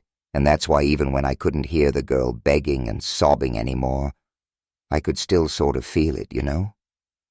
The screams came and went for another few hours. Then around 10:30, I decided to take a shower and to try and get some sleep. Both upstairs bedrooms were fitted with attached bathrooms. Another perk of living there, so I got to drown out the noises with a podcast and running water while I got clean. But then, once I got out of the shower, there was a brief window where I had to get my hair dry before putting my headphones back on. And in that time, I heard the most disturbing thing yet. I was still listening to my podcast, and I'd picked probably the loudest person possible to listen to. Shout out to Tim Dillon. But as I was drying my hair, I started to hear what sounded like all three people chanting downstairs. I was kind of curious as to what they were chanting, so I walked over to my phone and lowered the volume on my podcast and heard getting louder and louder. Well, they sure must have been talented actors because they were giving it everything they had, wailing those two words again and again like they were in total ecstasy. I ended up lying on my bed, headphones on, blasting myself with some YouTube playlist called Relaxing Ambient Music that ended up being neither relaxing nor ambient. And when 1 a.m. rolled around and everything finally went quiet, I literally whispered "Thank you, Jesus" out loud to myself before finally drifting off. In the next morning, I felt kind of groggy after getting less than 6 hours sleep. But as my brain booted up in the shower, I remembered all the screaming and chanting from the night before. I couldn't really be mad at Florian because he'd warned me a whole 2 times to vacate the apartment. And besides, there were much worse things than him owing me a favor. As I mentioned earlier, Florian and I rarely bumped into each other, so it was days before I got a chance to ask him about the screaming, and when I did, he gave me about as dry an answer as you can imagine. He apologized profusely for the disturbance, both literally and figuratively, but was also quick to remind me of the warning I'd been given. He said the screams and the chanting for what he called ADR, or automated dialogue replacement, which is basically when you dub audio over a movie to make it sound better. No one was being threatened, imitated, or hurt in any way, and the lady in question was just a very talented actress. If the sounds she made disturbed me, then it simply meant that she'd put in a good performance and nothing more. This was obviously quite reassuring, I guess, but my main objective was to get a second assurance that it wouldn't happen again, and if it absolutely had to, then to give me advanced warnings so I could book a hotel or something, and he agreed. And I thanked him, and that was that. Now, not even 2 weeks went by before Florian asked me for a second favor. I had a feeling it'd be related to using the apartment for his work, and lo and behold, I was right. He opened his pitch by telling me that he was more than happy to pay for a night in a hotel, but that after a studio had pulled out on him, he'd been left with nowhere to shoot. I told him it wasn't necessary for him to pay for a room, that I could maybe find a place to stay, and even if I didn't, I was perfectly happy to pay for my own hotel room. Florian then gave me the date of his shoot, which was a couple of days away on a Friday evening. I happened to have been dating at the time, and it was just around the stage where it'd be acceptable for me to propose a kind of sleepover, if you will, and I proposed as such, and she accepted. So I had that Friday evening covered. I had no reason whatsoever to return to my apartment until, of course, I realized that I'd forgotten part of my laptop charger, the plug part that connects to the little box thing, and there'd be no starved-together land party unless I returned to the apartment to grab it. I briefly considered proposing a movie date instead, but the girl I was dating had seemed super excited to play, so I thought screw it, and then caught the train back. I figured it'd be an hour at most, and that once I got back we could get down to our land date. Plus, I called Florian in advance and gave him prior notice that I needed to stop the shooting for all of 30 seconds maximum, letting him be off the hook for any interruptions. I texted Florian as I was walking to the subway. Then, when he didn't reply, I gave him a call once I was back in Bushwick. He didn't pick up on the first call, so I tried again only for that one to ring out too, and I figured that he was busy and his phone was set to Do Not Disturb or whatever. So I texted him a second time, saying that I was minutes away from the apartment and would only be interrupting him for like a minute max. Again, I got no reply, and I was kind of worried that my intrusion might cause some kind of issue between me and him, and at the same time I was thinking I pay my rent. I'm a good roommate, I can be in and out in 30 seconds with a few apologies, and then if Florian's mad, well, I can just deal with that issue as and when it comes. A few seconds later, I'm at my apartment building walking to the elevator, then a minute more I was at my door. Since I don't want to disturb too much, I start knocking on the door. I had my key ready, but just like with the texts and calls, I wanted to give Florian as much advance notice as possible. I knocked once, got no answer, then tried calling Florian one last time. He sent that one straight to voicemail, so I knew that he knew that I was trying to get in touch with him, and that's when I started to get a little annoyed. At least work with me, you know. Don't just ignore my calls. I get that he was busy, but he literally could have just grabbed my laptop cable, opened up the door and given it to me, and hey, presto, he's back to his shoot. But he didn't. He actively ignored me. So after a minute of waiting for a call or text, I took out my key and opened up my apartment's front door. The first thing I noticed upon closing the door behind me was that someone had taped a bunch of clear plastic sheeting all over the place. They were on all the floors, on the walls, and there were strips hanging between open doorways like they were supposed to be flimsy replacements. And I'm thinking, what the hell? And then I started calling out for Florian. The second I called out, I started hearing heavy footsteps coming towards the apartment's entrance hallway. They were walking with urgency, so right away I'm thinking, uh-oh. And I'm halfway to unleashing a string of apologies when two masked men stepped into view. They looked like nightclub security or something. Black suits, black shoes, black shirts, and black ties. All very well fitted. And the only difference was, these guys had these matte black masks on. Real thick plastic by the looks of things, and the moment they saw me, they started power walking in my direction. And I'm like, wait, who the hell are you guys? But they didn't say anything. They lunged towards me, gripped me up, and then the next thing I know, they're slamming me down onto the floor so hard it knocked the wind out of me. I'm lying there for a moment trying to catch my breath. Then when the fight comes back to me, I'm trying my best to buck them off, and I'm failing miserably. The whole time I'm yelling at the two guys, who the F are you doing? Get the hell off me. But again, they just completely ignore me and start yelling, intruder. I'm like, I'm not an intruder. I live here. And right then I hear the crackle of a stun gun before I feel this intense pain shooting up my leg, and suddenly I can't move or talk anymore. I tried to carry on fighting when I realized that I could move again, but I was so frazzled from the stun gun that I felt like it had drained my battery or something. There was nothing left of my tank, and all I could do was just lie there while those two heavies had me pinned and wait until I had another opportunity to escape. I was still yelling for them to get off of me when someone down in the apartment's open sitting area, who I couldn't see, asked in a very authoritative voice tone what was going on. I immediately went quiet. Then one of the two masked men repeated the same word, intruder, and the person who spoke, whose voice I didn't recognize, then told them, quote, remove me. The two heavies immediately dragged me into the hallway outside the apartment, dumped me on the ground, then went back inside and closed the door behind them. I was like, what the hell just happened? And then after I picked myself up, my first instinct was to call the cops. Something was going on in my apartment, and whatever it was, it didn't seem like any kind of movie set or whatever. And the first thought was that it was some kind of home invasion. But then what was with all the clear plastic sheeting? They reminded me of something from Forensic Files or Hostile or the kind the Mexican cartels use in those kill houses, so the walls and floors aren't soaked with blood. That's what freaked me out so much that when I called the cops, I wasn't like, I'm pissed and those guys are going to pay. It was more like something terrible is happening up there in my apartment, and it's down to me to stop it.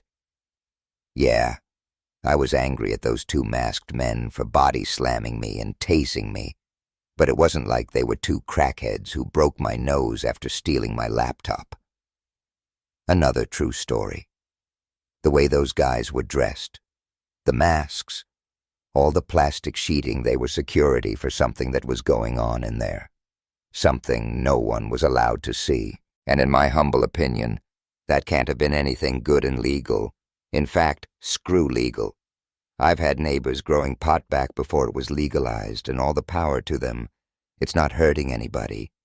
But whatever I just walked into, it sure as hell looked like someone was either getting or was about to get hurt, and really badly, too. The cops took a whole 20 minutes to get to me, and that's with the dispatcher telling me that mine was a priority call. They followed me up to my apartment, opened the door for them, and I was right in the middle of telling them about all the plastic sheeting when we saw it was all gone. Both cops gave me a disappointed look as if to say we didn't have you downed for a schizophrenic, and then right as I'm explaining how it was there not even 20 minutes ago, Florian appears with an explanation. He'd thrown a party, a rather exclusive one, and the two security guards his guests had employed had just been a little overzealous when it came to unexpected guests. According to Florian, there was never any plastic sheeting or black masks, and he wasn't sure what he was talking about in that respect. But what he was sure of was that he and his guests were profusely sorry for the confusion, and that they wished to extend their sympathies for the inconvenience. I was angry. Like inconvenience? I was just assaulted. But then I noticed something else. Florian was showing more emotion and sincerity with the cops than he'd ever shown me.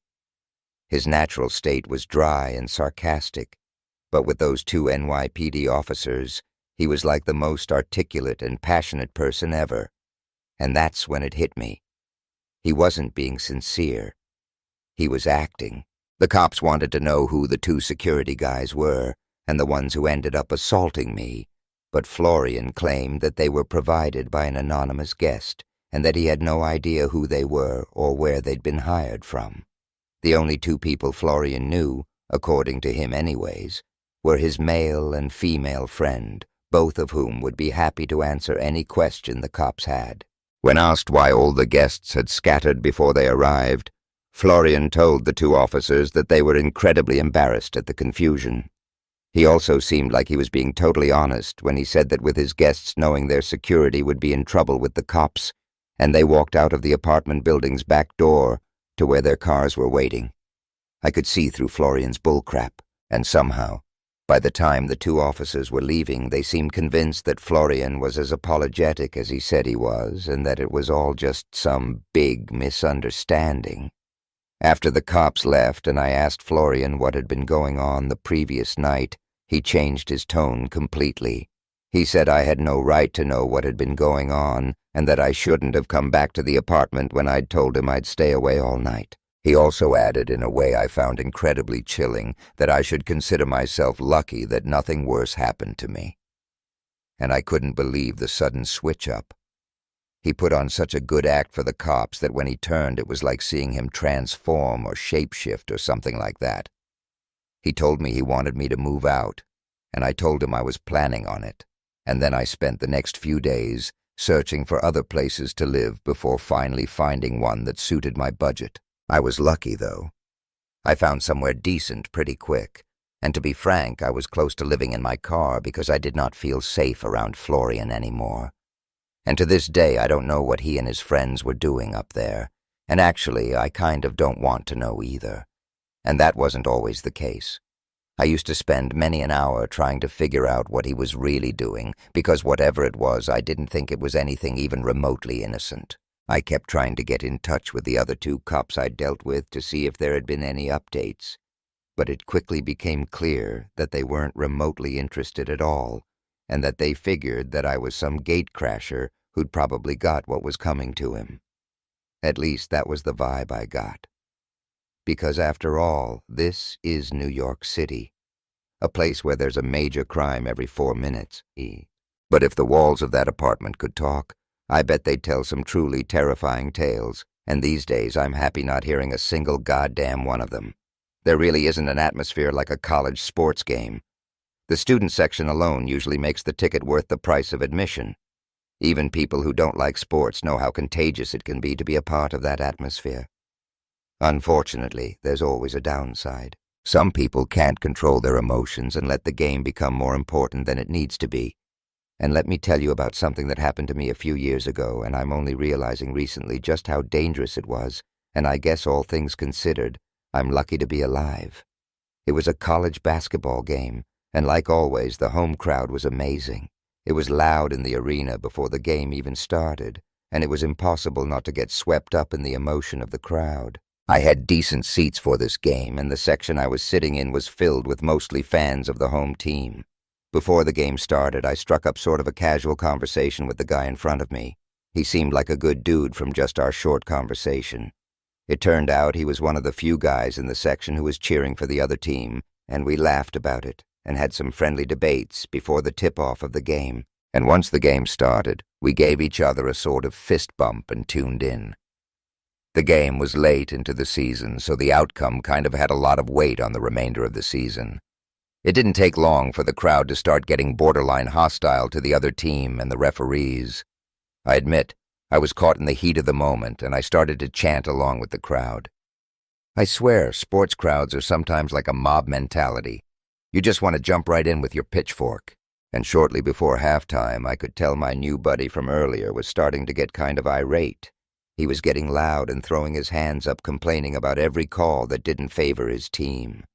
I could feel the legitimate anger in his voice, and there was a specific call right before halftime started that caused the whole arena to erupt with cheer, and as a result my new buddy threw his hat on the ground. I know what I did next was wrong, but like I said, I was caught in the heat of the moment, and I put my arm on his shoulder and said something like, "Sorry, dude, maybe we'll get better calls in the second half." I definitely said it with sort of an arrogant attitude. He violently shifted his entire body to get my arm off his shoulder, and he screamed, "Shut up! Get your hands off of me!" I was more surprised than anything else, but just sort of laughed it off and headed to the concourse to grab another drink. I got my drink quickly, and on my way back to my seat, I ran into a couple of my old friends. I stopped for a little while and caught up with my friend before the beginning of the second half. While I was standing in the concourse, my new buddy bumped into me aggressively and said in a clearly ironic voice, "Oh, I'm sorry about that, buddy. Maybe next time I'll see where I'm walking." I was annoyed, but just ignored him. I could smell the alcohol in his breath, and I just assumed he was drunk. My friends laughed and were confused by the weird interaction, but I just shrugged it off and told my friends it was just some salty drunk guy. And the rest of the game went much like the first half. My new friend would get angry and say some passive-aggressive comment, and the only difference from before is that this time I was just completely ignoring him. I could tell that this guy wasn't right, and I didn't want to enrage him or make him angrier than he already was. After the game, I was walking to my car, and you'll never guess who came up behind me and continued to try and verbally spar with me. That's right, the guy from earlier. And I ignored him all the way to my truck, which wasn't easy. Imagine a big burly guy yelling at you at the top of his lungs in a packed parking lot, and I bet you would struggle to ignore him as well. And when I got to my truck, I finally turned around and told the guy to get away from me. He started to laugh and just stood there as I got into my truck and started to drive away. I thought this annoying ordeal was over when I finally got home that night, and it took me 40 minutes to get out of the parking lot traffic. And so between the drunk fan and the traffic, I was all done, and just wanted to unwind on the couch and watch a movie. Before I knew it, I had watched 2 of the Batman movies and realized that it was after 2 in the morning. I wasn't tired for some reason, so I decided that I was going to put on the 3rd film in the trilogy. Only a few minutes into the movie, I saw these bright headlights shine in through my window several times. I lived on a pretty quiet street. It was rare to see headlights at even 7 at night, and it was extremely rare to see them at 2 in the morning, but not impossible. But then I saw them again a few minutes later, and then a few minutes after that. And something felt wrong. After the third time, I decided to glance out of the window, and I couldn't believe what I was looking at. Someone was out there looking into the windows of my truck, which was parked across the street from my house.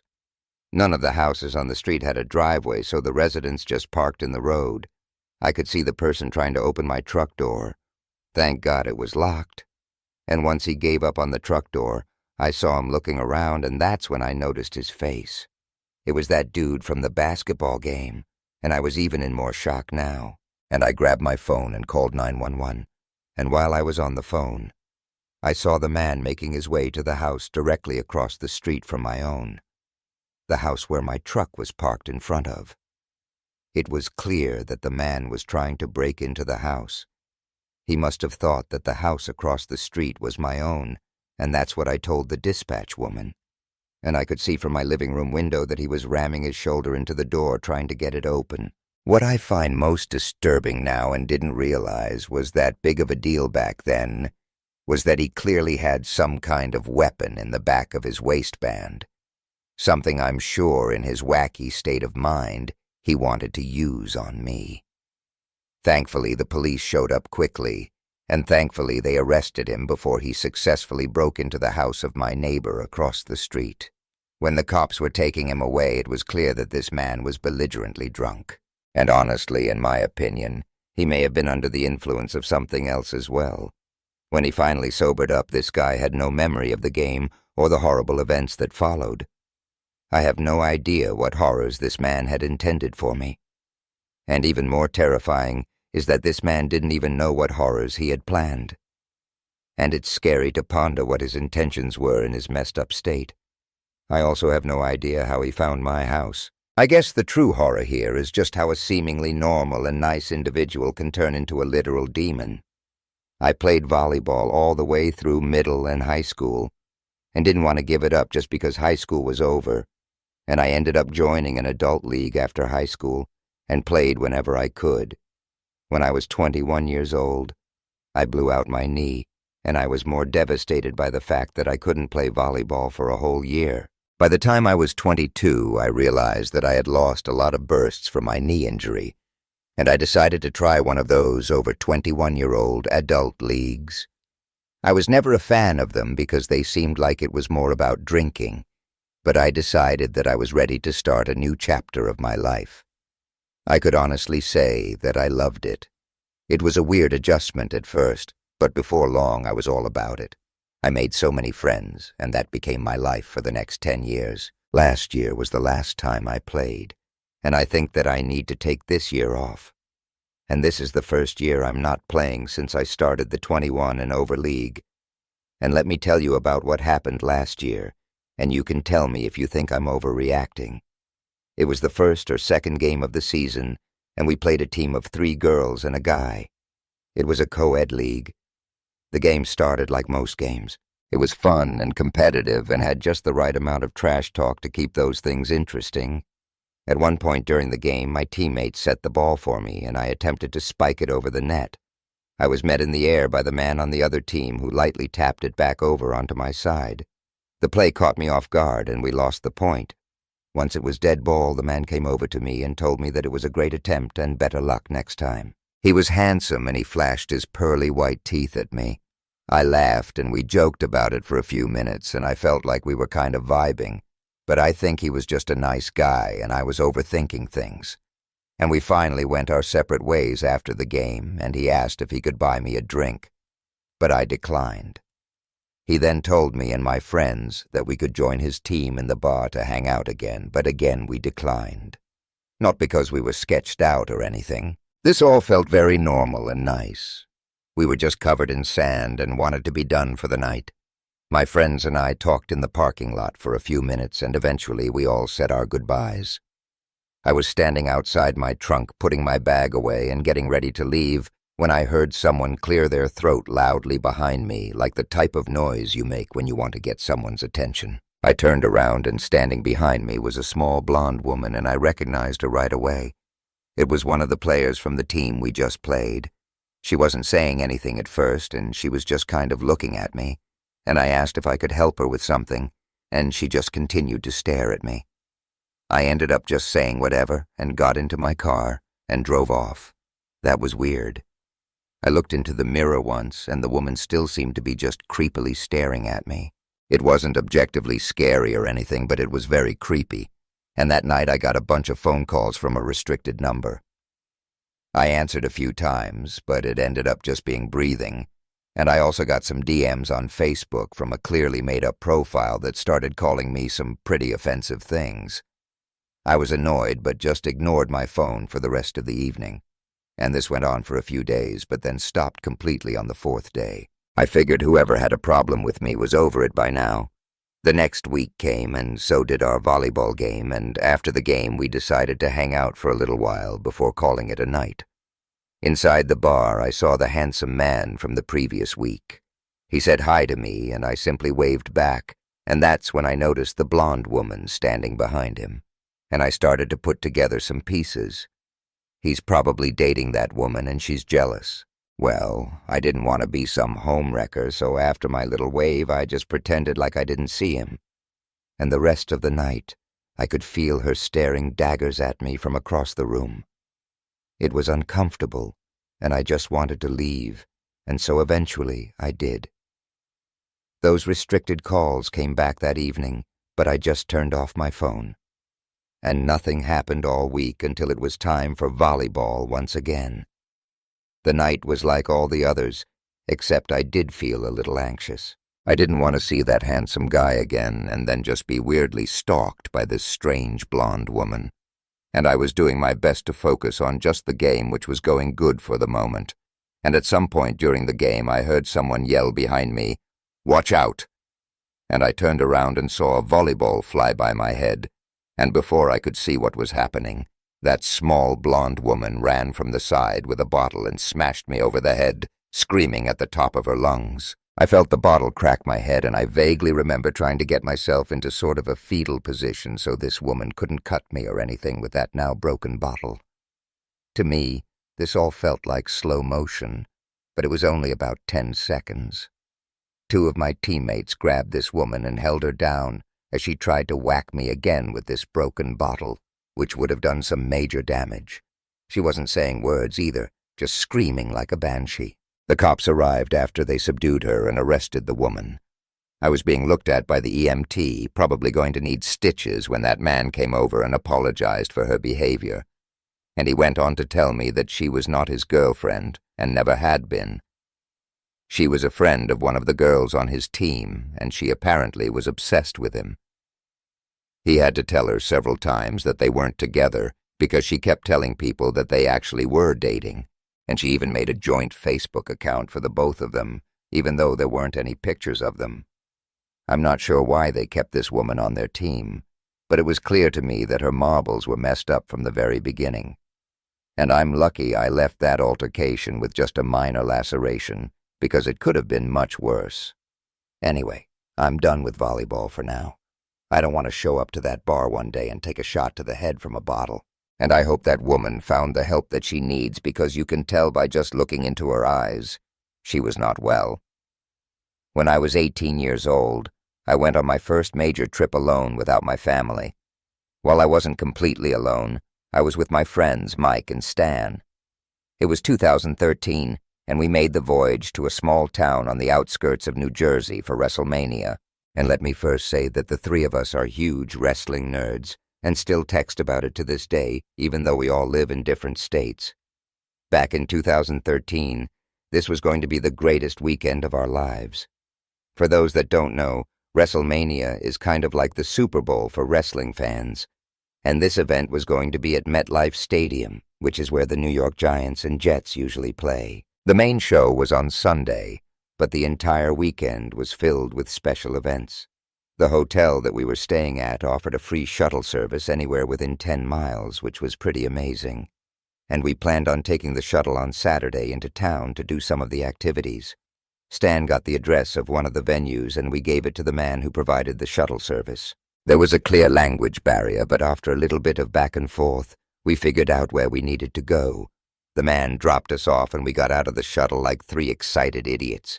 We didn't even look where this man dropped us off. Once all three of us were out of the shuttle, we realized that we were clearly not in the correct location. We were in a sort of run-down and sketchy part of town, it seemed like. Everything looked abandoned, almost condemned. Stan called the hotel and told them that we needed a pickup, but the lady on the phone told him that it was going to be a little while because the shuttle service was already on another call. We begged her and told her that he literally just left less than a minute ago, but she didn't seem to care.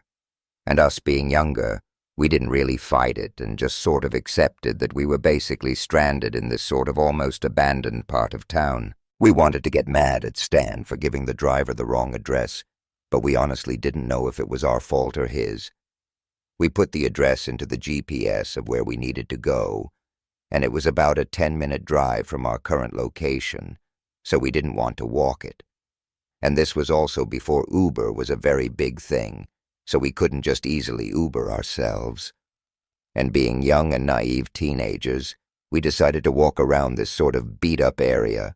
It was scary and unsettling just being in this area, and we saw people living on the streets who were pretty messed up on something. It was scary, but truthfully it was just kind of sad. And while we were blissfully walking along, Mike noticed that someone had been kind of following us for a few minutes. He told us that classic line of "don't look now, but it looks like someone's kind of tailing us here." Stan didn't care, but me and Mike started to feel a little uneasy. We started to move a little faster and noticed that the person following us was matching our speed, though. And it was obvious now that whoever this person was, they were on our tail. It wasn't long until we broke out into a straight-up sprint, and to none of our surprise, this person actually begun to run after us. Mike and Stan were both great athletes and were able to create some distance from the guy, and I, on the other hand, am a horrible athlete, and the man was closing in on me pretty fast.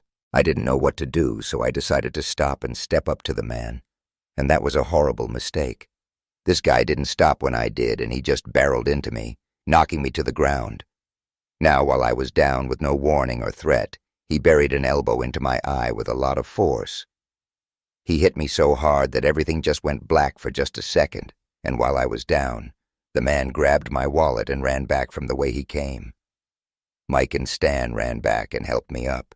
They called the cops, who showed up but didn't do anything. They told me that this area is very bad and people get mugged all the time. The likelihood of me getting my wallet back is slim to none. I was defeated and heartbroken and just wanted to get back to the hotel. Stan and Mike were shaken up as well, and they decided that we'll just hang out at the hotel and watch basketball or something and get ourselves excited about the big show on Sunday. They told me not to worry about the wallet until after the show, and then they would help me replace my ID and figure everything out. The cop I reported the mugging to was at least kind enough to drive us back to the hotel. I really did try and forget about that mugging, but I just couldn't get the guy's face out of my mind. Not to mention my face felt like it was smashed with a shovel. That night, all three of us were woken up by the sound of a very loud bang. As I jumped out of bed, I saw the single worst thing I could ever imagine. It was someone trying to open our hotel room. They had the door ajar, but thankfully I locked the latch so this intruder couldn't get inside completely. I ran to the door in an attempt to slam it shut, and in the brief moment before shutting the door, I saw someone on the other side. I screamed, telling Mike to call the police. Stan tried to be some hero and unlock the door to chase after this intruder, but by the time Stan got to the hallway, all he saw was the door to the stairs slamming shut.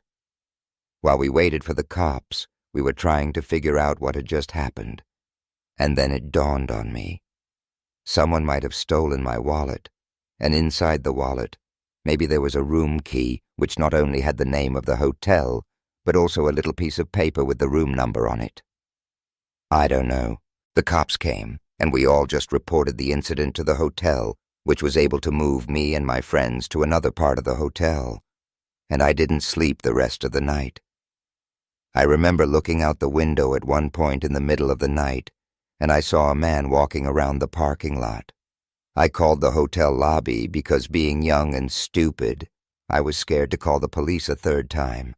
And by the time I got off the phone, this guy was gone, and I never saw him again. We did get to the show on Sunday, but I couldn't enjoy it.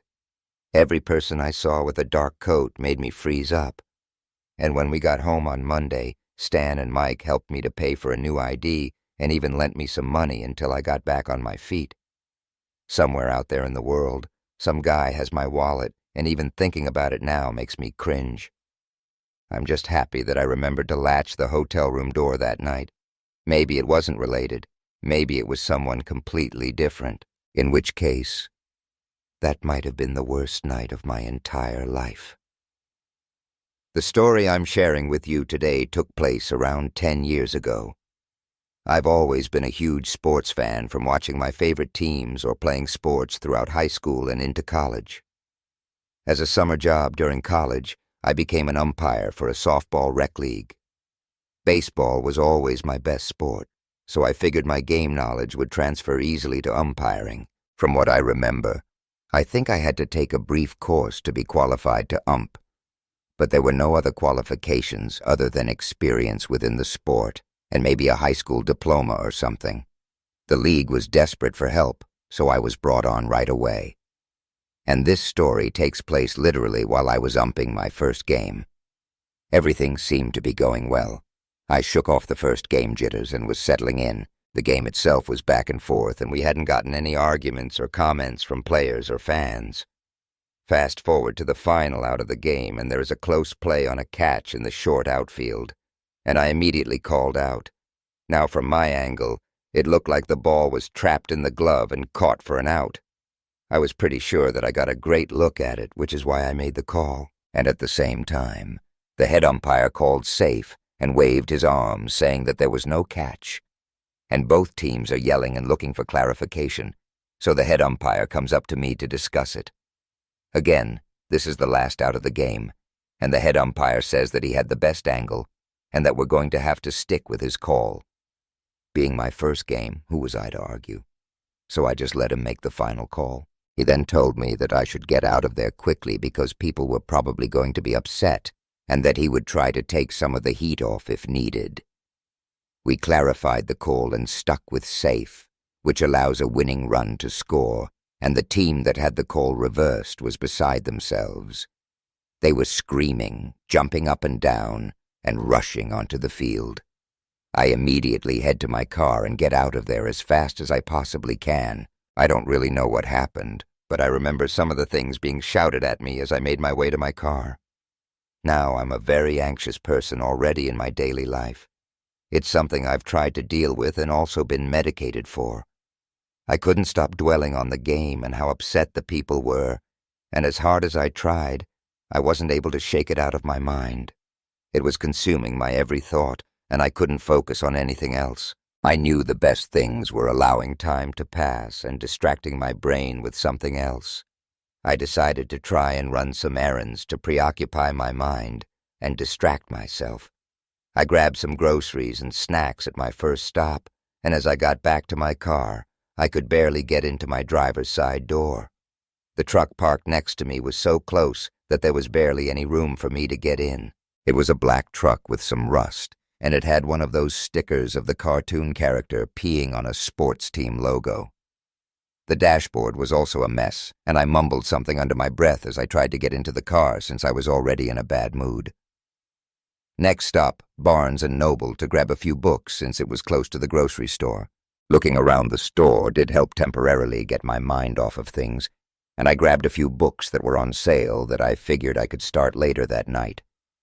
For some reason, though, I couldn't shake the feeling of being watched as I was reading the synopsis and walking through the aisles.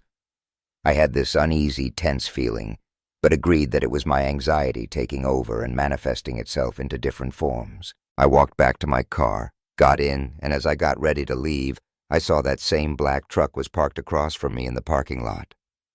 Weird, I thought, but no one was in the car, so I chalked it up to just simple coincidence. I grabbed some food, just wanting to get home and curl up on the couch and watch a movie.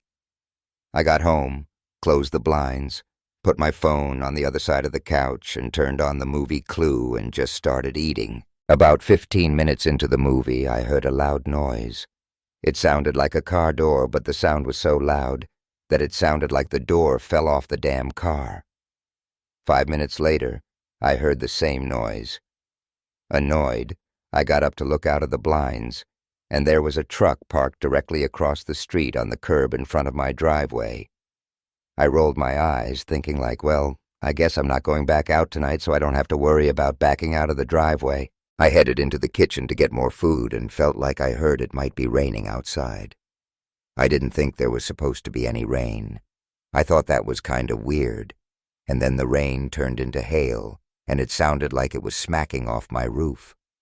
I looked out the back sliding glass door, and the motion light turns on, and I see no rain, and the noise also stops.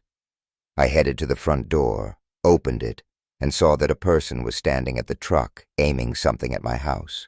I immediately slammed the door shut and ducked for cover. I called the police and let them know what was going on. They stayed on the phone with me for a while, but it seemed like it was silent outside. Then I heard someone yelling outside my house, but I couldn't make out what was being said. I screamed out that the cops were on the way, and then heard the man say something about being lucky. I look out the window and the truck door slams and starts to peel off. I immediately turned my cell phone to video and actually was able to grab an image of this guy's license plate. I tripped over myself trying to run to the door after the car had started and began moving. I zoom in as much as I can on the back of the truck as it screeches down the street, and I run back inside the house waiting for the cops to arrive and try to rewatch this video to see if I can actually get the plate. As I'm playing back the video, I noticed the same sticker that I saw on the black truck from earlier that day, and my heart felt like it skipped or momentarily stopped. I don't know if I was having palpitations or a shot of adrenaline in my system. It all clicked that it was someone following me around from the game earlier. Some deranged lunatics took adult sports way too seriously. I couldn't believe that's why they were following me and why they were screaming and shooting outside of my house. I was able to figure out the license plate, or at least what I thought was an accurate license plate in the video. The police arrived shortly after, and I filled them in on all that was transpiring and what I thought happened and gave them a vehicle description and also a copy of the video. They had to calm me down a few times as my anxiety was causing me to stutter and shake. They were extremely nice and seemed like they took that threat seriously.